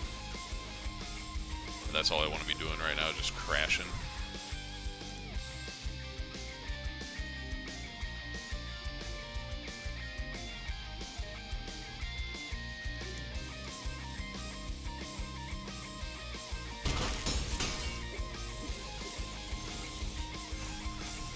Alright.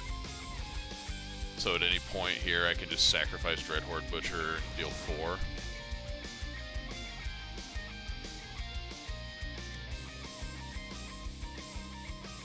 Let's see, so I cannot prevent...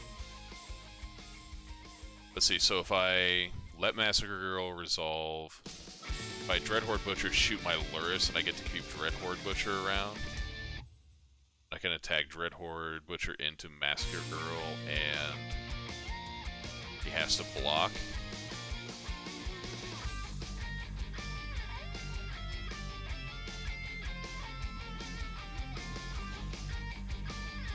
I think that's what I have to do, which kind of sucks, but yes. So this way he only kills Dryad of the Elysian Grove instead of my entire board.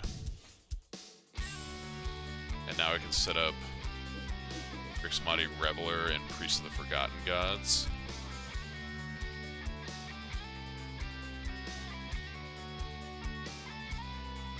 I guess we can Croxa and then Priest and then Croxa Grixmati. Just do this.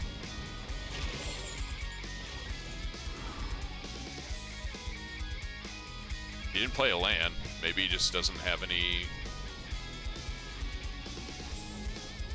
Okay.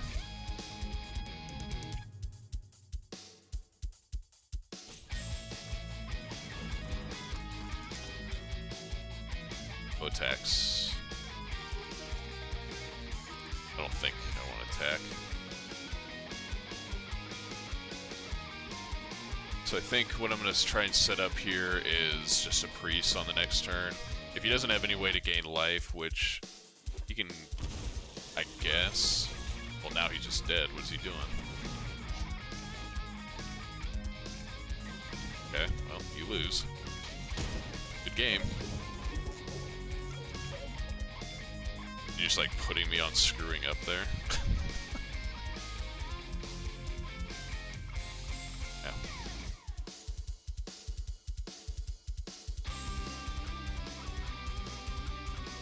Alright, so what did we learn today? Dreadhorde Butcher, pretty good against decks that cannot answer it easily. Massacre Girl in decks that rely on Dryad of the Elysian Grove to cast it at some points are a little dubious. Oh, we got the Essence Scatter card frame. Nice.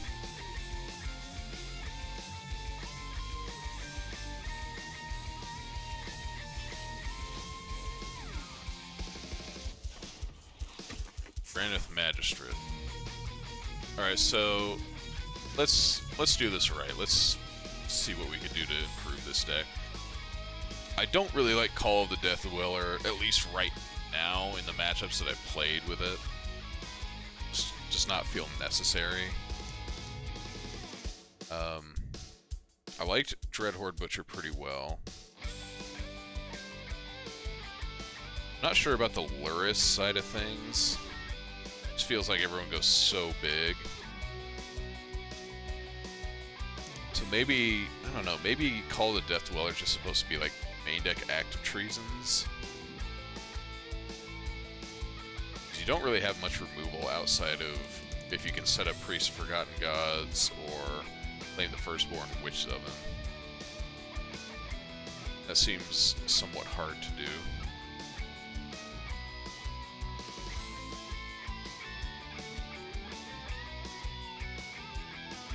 I think what I might do is just do maybe a swap of the 2 Active Treasons for the 2 Call of the Death Dwellers. So I have access to that card in the grindy matchups, because that's really where you want it.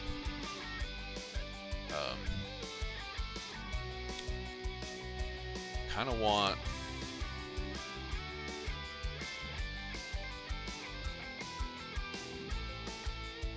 I don't want like another Noxious Grasp somewhere. Like maybe cut these stupid Rika's Libations.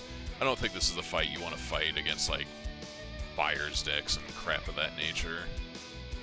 I think you just want to be faster than those decks. Maybe like cut 2 of these and go up like a Bedevil. Well, then our sideboard's like mono removal. That seems pretty stupid. I don't know. I don't know exactly what I would do with this deck. I think I would just need to look and see what other people are doing, because this is certainly outside of my wheelhouse. This is not what I usually play, obviously. This is literally the first time I played an aggressive deck on stream.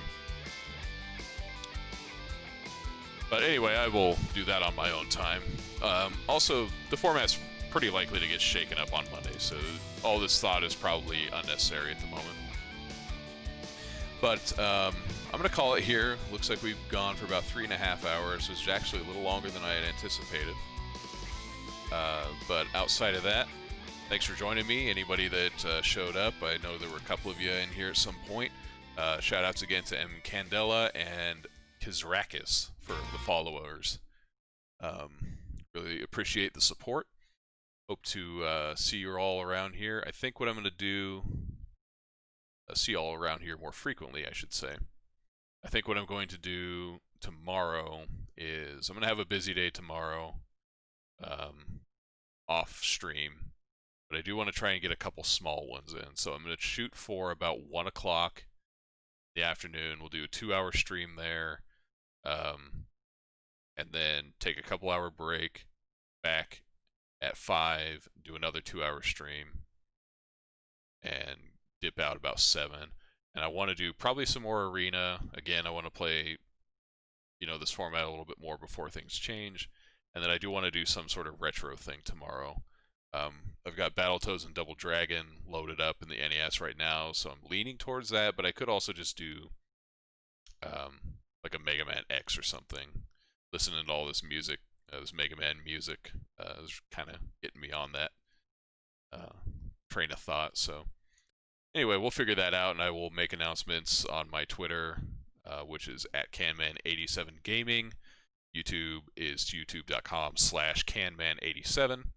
Follow me on both of those to keep up to date with me. And until tomorrow, I will see you all later.